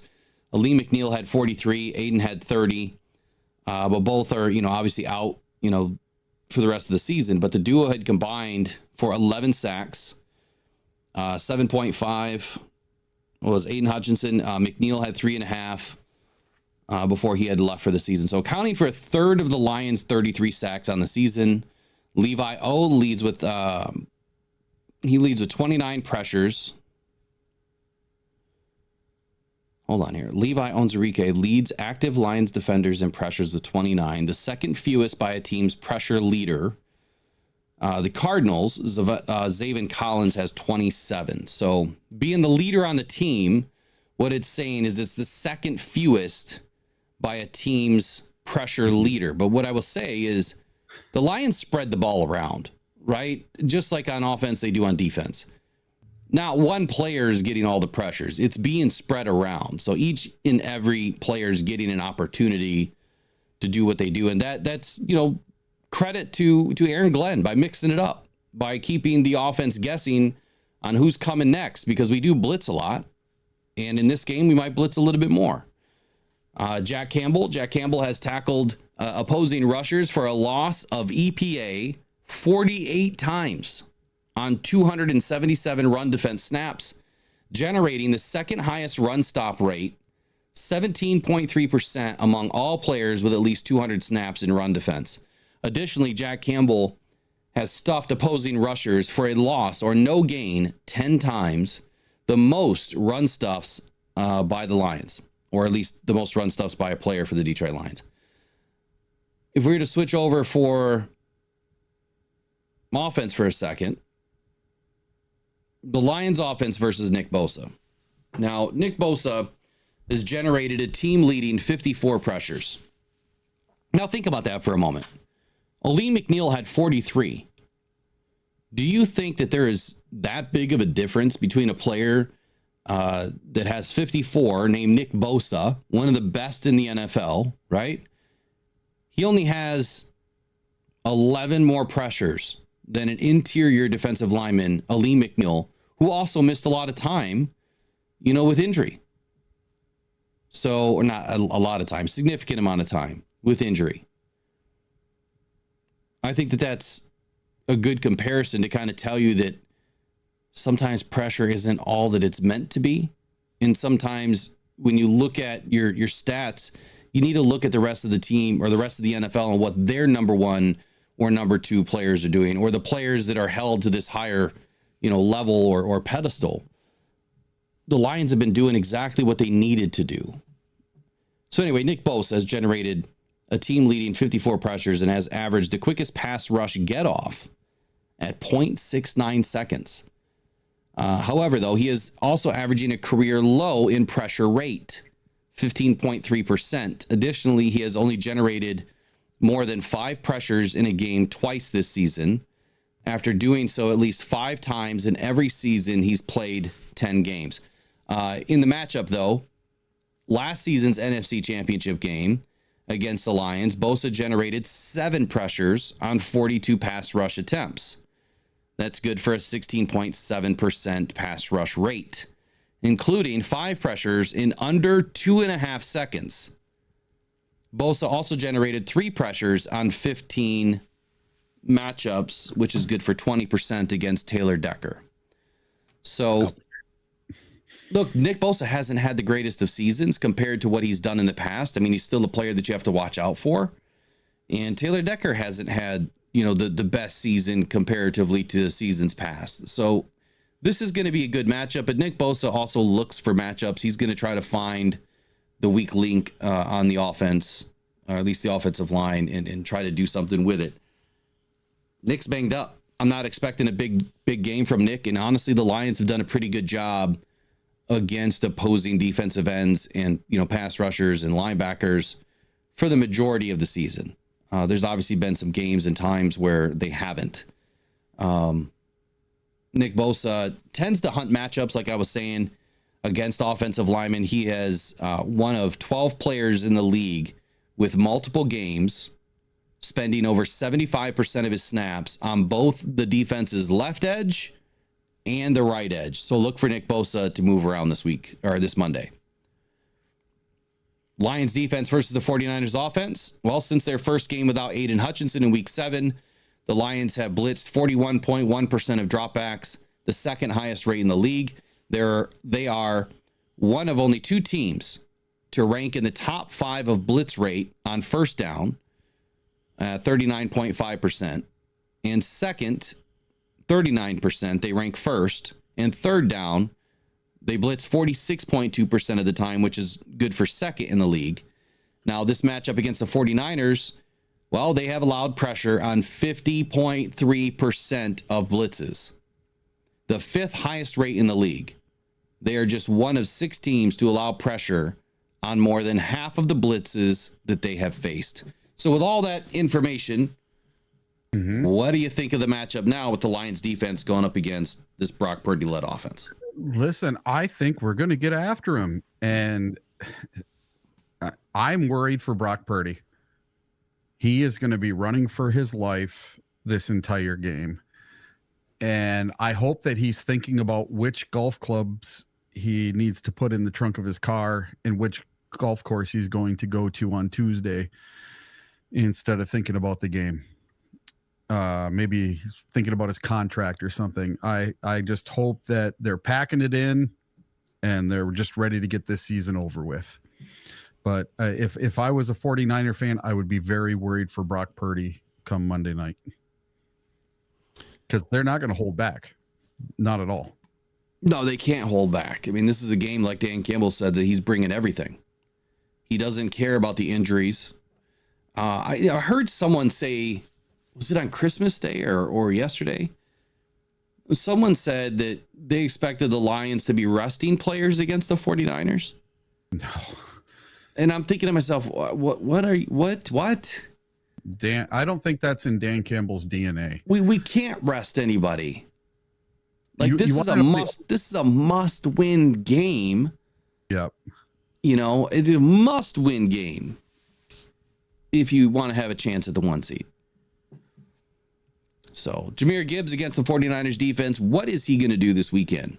So Jahmyr Gibbs has gained 10 or more yards on 16.3% of carries, highest explosive run rate among all players in the NFL, with at least 100 designed rushes this season.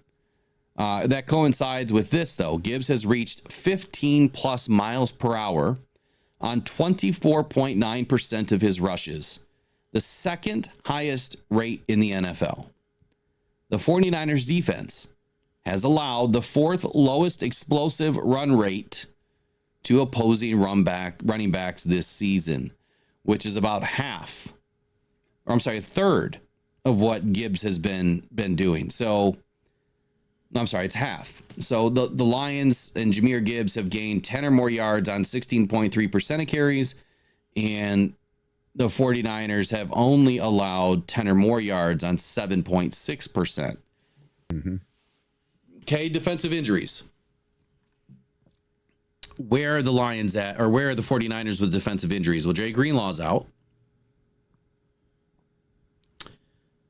Who else is out? So Dre Greenlaw's out. Robert Beal has an ankle injury. He's a defensive end. Leonard Floyd has a shoulder injury. He was limited. And Nick Bosa had a hip and oblique, but he was a full participant. So I think that Beal and Greenlaw are obviously out, more than likely. Greenlaw, we know, is done for the season. Leonard Floyd could be out too. If that is the case, if Leonard Floyd is in fact out of this game, I don't think that Jahmyr Gibbs has a problem, especially on the outside. I think he'll be able to beat anybody to the outside, and I don't think these 49ers are in a position to be able to even try to stop what Jahmyr Gibbs is going to be able to do. I am hoping that they do give Jahmyr Gibbs a little bit of relief. I don't want to see him toting the rock 30 times in this game, especially if the Lions get up to a sizable lead, which I'm hoping that they do. I want to see less of Gibbs in this game. I want to see more of Sione Vaki. I want to see more of Craig Reynolds.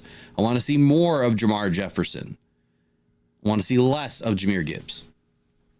What do you think about Gibbs' opportunity this weekend? Do you think he's going to do what Gibbs does, or do you think he's going to have a little bit of trouble? Gibbs is going to do what Gibbs does.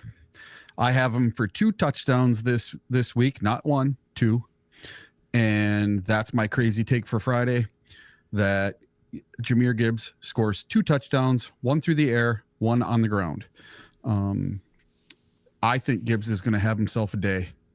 And Gibbs wants to make up for the fumble that he had in the NFC Championship game, because I know that he blames himself for that fumble and losing that game by 3 points.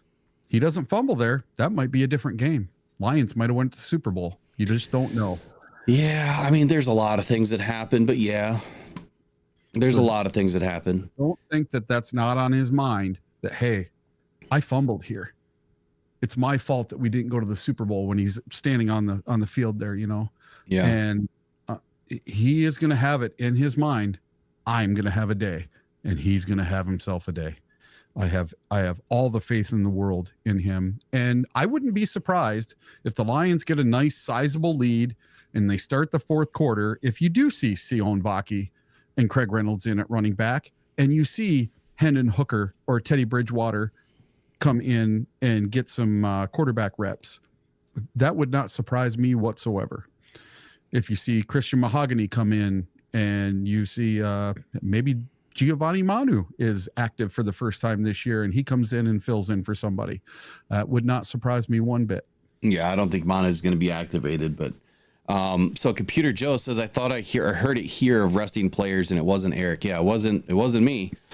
So no. I don't know who you're talking about. I don't think that Dan Campbell is going to rest any players, period, unless it's week 18 and it's a meaningless game. Yeah, that's the only thing that I've ever said. It would have to be a meaningless game. What was specifically said is someone was saying, not on this channel, that the Lions were going to be resting players against the 49ers. It's not possible.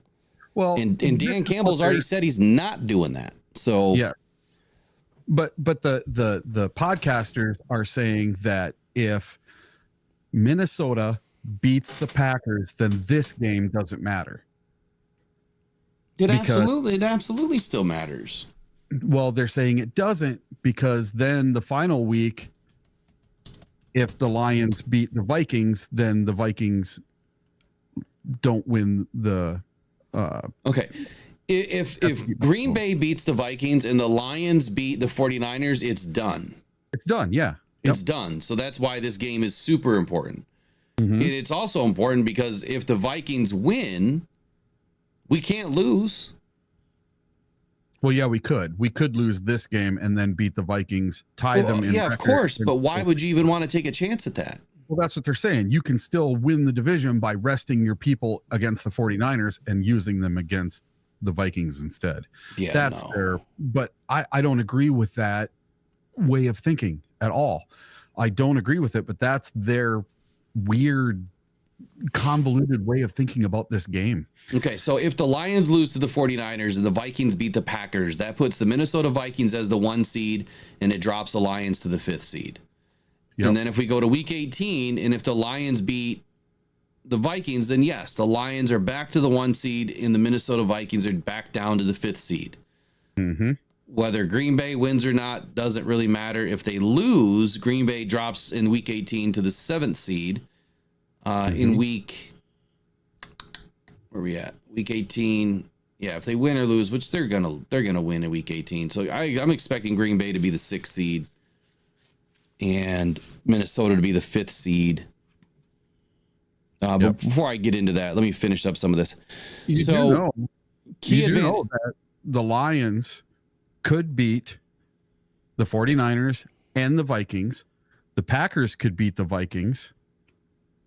So the Vikings lose their last 2 games and the Packers could win their last 2 games, tie their record, and actually leapfrog the Vikings, couldn't they? I'm sorry, say that all again. So if the Packers win out, the Vikings lose out, and we win out, it would make 13 and what would it be? 13. Okay, so you're just saying if the Packers win out and the Vikings lose out, what happens? Yep, they'd both be 13-4. Okay, so I have the Lions winning out and Green Bay winning out. So that puts Green Bay as the 5th seed and Minnesota as the 6th seed. Yep. I mean, either way, they're both in. Yeah. Oh, they're both in. It's just Green Bay could actually move up in the seeding. Yeah, they could, but I think it doesn't really matter at this point. 5th or 6th, I mean, who cares? You know, they're going up against the Rams or the Falcons, so far. Yep. All right, key advantages for the game, which obviously is in the Lions' favor, right? All the advantages are pretty much in the Lions' favor. So Lions passing versus the blitz. Now, Jared Goff has been one of the best quarterbacks this season. Matter of fact, in every season, passing against the blitz. He's one of the best to do it in the NFL. The Lions' offense is currently ranked number 2 in the NFL against the blitz. The 49ers defense, ranked 29. Lions have a 5-star advantage. Short passing routes, the Lions are ranked number 1 in the NFL. The 49ers defense is ranked number 22. The Lions have a 5-star advantage there. And then passing versus play action, the Lions are number 1 in the NFL. The 49ers defense is number 20. Rushing versus a light box, the Lions are number 4 in the NFL, and the 49ers defense is number 25. Rushing in the red zone, The Lions are number 8. Now, this is an efficiency problem where the Lions haven't been as efficient the last few weeks. They finally started to get a little bit of that back versus the Bears. We dropped a few spots, but the Lions are number 8 in the NFL, and the 49ers defense is number 9. So the Lions have 5-star advantages on pretty much everything offensively versus the 49ers. The Lions defense is ranked number 1 in the NFL passing versus the blitz. So our blitz defense versus an opponent's passing, we are ranked number 1. Lions defense is also ranked number 5 against the short passing. So the 49ers are ranked 20th against short passing, and they are ranked number 8 against passing versus the blitz. Both of those are 4-star advantages for the Lions. And pressure rate, the Lions are 13th in the NFL, and the 49ers offense is ranked 24th against pressure. The Lions have a 3-star advantage. The only 2 disadvantages for the Lions this weekend: rushing versus a light box. So when the Lions go up, against an offense and use a light box, which means less defensive backs, they are 29th in the NFL. This is crazy to me, how our defense has been so good against the run that we are ranked 29th when we don't have more guys in the box. So that is a 4-star advantage for the 49ers. And then rushing inside the tackles. So for whatever reason, the Lions are giving up more yards when opponents run in between the tackles. Lions have a 4-star disadvantage against the 49ers. But here's what I would say for whoever made this chart. Did they ever stop to think for a minute that the 49ers don't have any running backs this weekend other than Garendo? They don't have any running backs. So I'm going to flip whoever made this, I'm going to flip it. I don't think that the Lions have any disadvantages in this game, especially in the run game versus the light box or inside the tackles. They don't have a running back. Isaac Garendo is the guy. And beyond that, it's Brock Purdy or Deebo Samuel. Mm-hmm. I think the Lions are going to handle all situations well. So today is, we got any mitt or weapon mitts. We're going to still give away some C3 mitts today. So we'll do multi mitts today. You guys can get a multi mitt by answering today's trivia question. Eric, do you have a trivia question, or should we pick on something that we started with today? Pick on something we started with today. Let's see this. What were the Bears fans chanting at the game last night? All right. So I see a lot in the chat, people like ornery U of M dad saying go Pack go, and people Green Bay won't win. I think Green Bay to crush Minnesota. Green Bay starting to click. What are your thoughts on that Viking Green Bay game? My thoughts? Yeah, it started out as a 2-point favorite for the Vikings, and now it's up to 1.5 for the Vikings. About 70% of the money has been bet on the Vikings. And I saw a stat that 23% of the seats have already been sold to Packer fans. They're expecting a huge takeover at the Minnesota stadium. A lot of Minnesota fans selling their tickets, and they are mad about it. Well, I guess I would say this. Look, the Packers have quite a few injuries, but Ogden Jenkins is Quay Walker, Christian Watson, and Evan Williams are probably the worst of it for the Packers. Now, did you hear about the drama? No, I didn't. But let me do these C3 mitts first. Okay. And get this out of the way. So I'm going to do trivia. And if you guys get this wrong, so, I mean, you maybe could get this wrong. But the first person to put it in the chat. Now, remember, it goes by whoever answers it in the chat first. I don't control the chat. The chat is what it is. So if your internet is faster than the next person, you're going to be first. What year did the Portsmouth Lions or Portsmouth Spartans become the Detroit Lions? What year Did the Portsmouth Spartans become the Detroit Lions? There it is, Brent DeWitt. You just got it, 1934. So Brent, do me the favor and email me at mailbag@rockdon.com.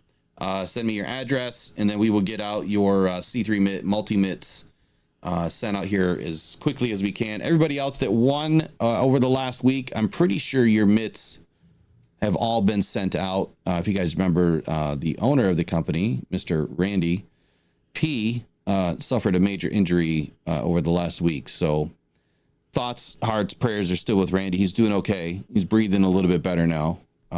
Still has a long road to recovery, but he's doing okay, which is good news. So 1934 was the answer, and you are the winner of C3 Mitts. Great sponsor of the channel.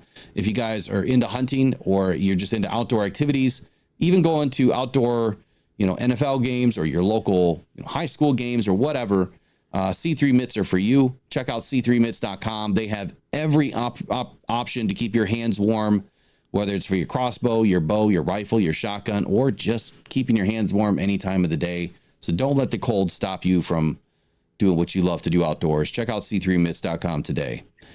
All right. So you were saying something. What were you saying? Yeah. So have you heard about this Jair Alexander?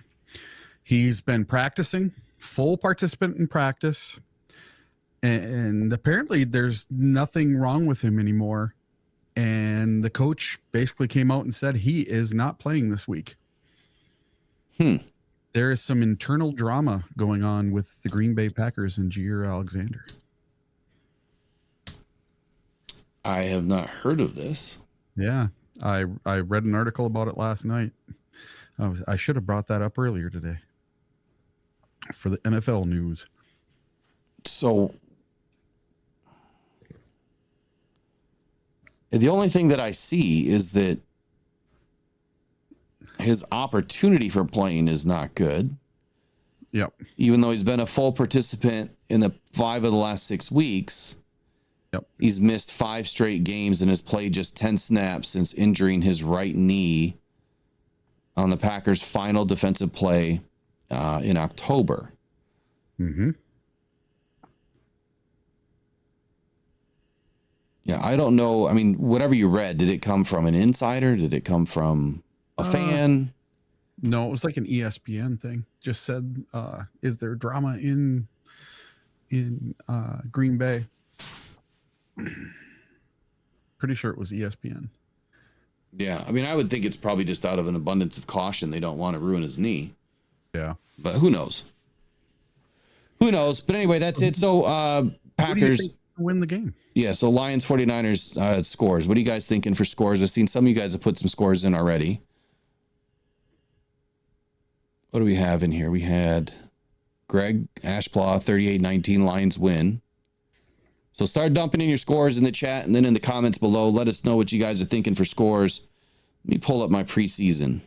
Yeah, so in the preseason, I had this as a loss for the Lions. This was the 49ers favored by 4.5 in the preseason. Because you're not a real Lions fan. With a 49, hey, I had them at 15-2. This was one of my losses. I had them at the Texans losing and at the 49ers losing. That was preseason. You got to remember, the 49ers were a juggernaut last year and the year before and the year before. Well, they were juggling some nuts. I don't know about being a juggernaut. Well, I did not see this big fall off for the 49ers this year. I have changed what I am going to say for this game this year or this week. So previously I had it 37-35 for the 49ers because I thought this game wasn't going to matter. I thought we would have 14 wins, and I thought that this game would not matter whatsoever. We'd already have the number 1 seed locked up. We'd have the division locked up. I didn't think this game would matter. So now I am changing my score to 34-17, just like last week against the Bears. I think we crush them 34-17. We double up the score on them. Okay. I'm trying to look something up here. And the Lions are favored by 3.5 in this game. What's the over-under again? 50.5. So it's went up by a full point.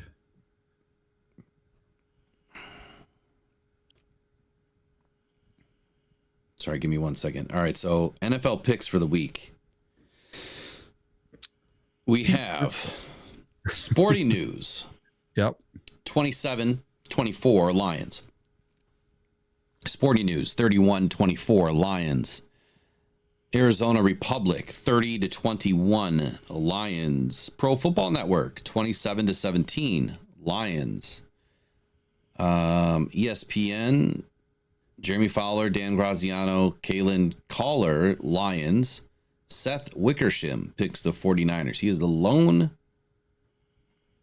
individual to take the 49ers so far.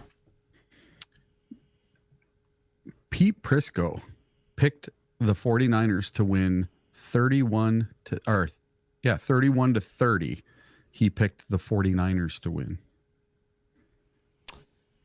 This is what's hilarious to me. I'm looking on Sports Illustrated right now. On December 24th, they put out the Liners versus 49ers prediction, odds, spread, injuries, trends for NFL Week 17.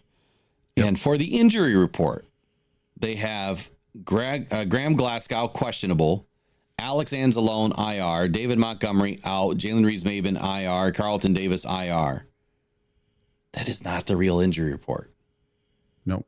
It's not even close. That's the major injury report, but that's not the game injury report. So why would they put this false news type of information on this site ahead of this game? And you know what my answer is? It's for the people that don't know any better. It's for the people that don't listen to this show, that get the real injury reports, wouldn't have a clue if they just read this and then went and made their bets. If you read that injury report, you'd be like, Lions ain't winning. But little did you know that none of these players have played. Other than Graham Glasgow, he didn't play last week. Yeah. Carlton Davis hasn't played in last week. But the rest of those guys haven't played in a couple of weeks. David Montgomery's been out. It's just, wow. Unbelievable. All right, so preseason. I said that the Lions would win this game 27-21. I'll take it. And just for giggles, next week I had the Lions losing 21-22 because I thought the game wouldn't matter. I thought the Lions would win this game. They would be 14 in 2, and next week they would drop to 14-3. That was my preseason. But then when we went through the whole season together on that show, I thought the Lions were going to be 14-1 by week 15. I thought that that's where they could realistically end up. And they almost did. 27-21 seems like too much. I'm giving too much credit to the 49ers. So I'm going to have to go 34. Nope. I'm going to have to go 30 to 19. I'm going to go 30 to 19. Very similar. I like it. 30 to 19 for me. Eric, you were 34-17. 34-17. I like 34 because I could see 4 touchdowns. Matter of fact, I could see more than 4 touchdowns. Yeah. But I went 3 touchdowns and a field goal. You know what? I'm sorry. I'm going to have to change this again. Watch me be totally wrong now. And you know what? 34-17 is 51 points. I'm going 37-19. Yeah. So it's half on the over. Yep. I'm going 37-19. That's where I'm going. Perfect. Kevin Barr says Kirby's going to have 2 highway robberies. I am not going to call a Kirby pick this week because the last 2 weeks that I called a Kirby pick, he didn't have one. But all the other weeks that I called a Kirby pick, he had one. So I don't know what's going on there. I don't know if it's because I didn't tag him in it the last couple of weeks, but I got to quit doing that because we need Kirby to have a couple more interceptions. Ooh, Thomas is predicting a shutout against the Vikings, 35-0. Book it. God, wouldn't that be awesome? I thought you were going to say a shutout against the 49ers. That's more realistic. Yeah. Well, the Vikings might not be playing for anything next week. Seriously, if they lose to the Packers this week and we beat the 49ers, we lock up the 1 seed, we lock up the NFC North, what do the Vikings have to play for next week? They have nothing. Right. That's going to be a meaningless game in week 18 next week. And depending on what day they schedule that game, that's why I don't know if I'm going to the game or not next week. If it's on Saturday, I can't go because I'll be on an airplane. Yeah, I'm not going to any more games this year until the playoffs. I'm just not doing it. Yeah. I'm sick of getting sick. Well, if that is for all the marbles, I want to be there. If that game comes down to the Vikings win this week and the Lions win this week, well, it comes down, that's for all the marbles next week at Detroit. So I have to figure out a way to get there. Right. Hopefully it's not on Saturday. If it's on Saturday, I'm going to have to miss it. I'll be watching from an airplane. Well, I think the Lions are going to run away with this one. I still don't think it's going to be an extremely easy game, meaning, the 49ers still have a defense. Yeah. At least somewhat of a defense. But I just don't think their heart's going to be into this game. I mean, I'm sure that they would love to play spoilers against the Lions, but something tells me these guys just aren't going to show up. They're probably more worried about protecting their future, which when you do that, you actually get more injured. When you're worried about injury, you get injured. And I mean, I don't want to see anybody get injured in this game, but I just don't see where the 49ers are going to show up. And matter of fact, the thing that worries me the most, honestly, is the 49ers offensive line. So when you have a hodgepodge of an offensive line put together, yeah, you would think that that's going to benefit the defensive line. But when these guys are playing and they haven't been playing together for any length of time, and maybe some of these guys are a little bit rusty, they can play dangerous. You know what I mean by that?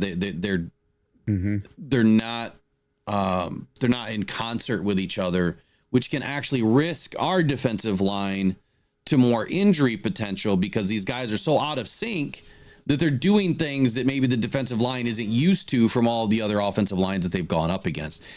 If you know what I'm talking about, it makes sense. I don't know really how to put it into words that, when an offensive line is patchwork, your defensive line can actually be at risk. And I hope that doesn't become a problem this weekend. I'm really hoping that we see some guys in the wide nine, because the best way to corral Purdy is to get two guys on the outside, and then you have Jack Campbell in the middle trying to shut him down through the center of the offensive line. So I'm hoping that we see the wide nine, more often this weekend, shutting down Brock Purdy and then just getting after him. So anyway, final 30 seconds, and then we're going to end it for today. Yeah. So I saw a graphic yesterday that there's only been 8 teams that have ever eclipsed 15 wins in the regular season. So the Lions, if they can get to 15 wins, would be the 9th team to hit 15 wins in a season. And that would be totally awesome. Oh, and that's I will ever? That's ever. Yeah. I will not be around next week because I'll be in California. So I will see all of you guys after the Viking game when I get back. All right, y'all have a wonderful weekend. We'll see you back here. I'm sure throughout the weekend we'll be doing some pop-ups or some more content or something. But you guys have a great weekend. Stay healthy, all right? Stay safe. Visit your family if that's what you're doing this weekend for holiday parties. But man, Monday night, let's get a Lions win. I'll probably be doing a live stream on Monday night, so if you want to hang out, let's do it. Eric, I'll send you a link if you want to go live from the game. Yeah, we'll try to do that. Yeah, that'd be awesome. All right, you guys have a great day. Go and probably go Detroit Lions. We'll see you guys in the next one.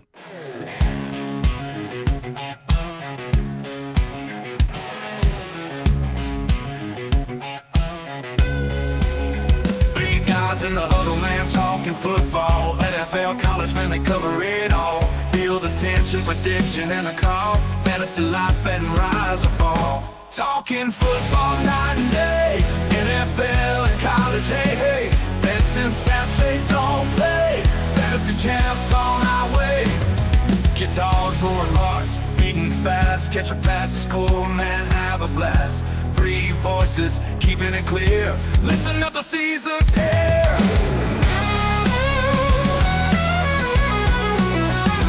Guitars roaring, hearts beating fast. Catch a pass, score, man, have a blast. Three voices keeping it clear. Listen up, the season's here. Talking football night and day, NFL and college, hey, hey. And since cats they don't play, fantasy champs on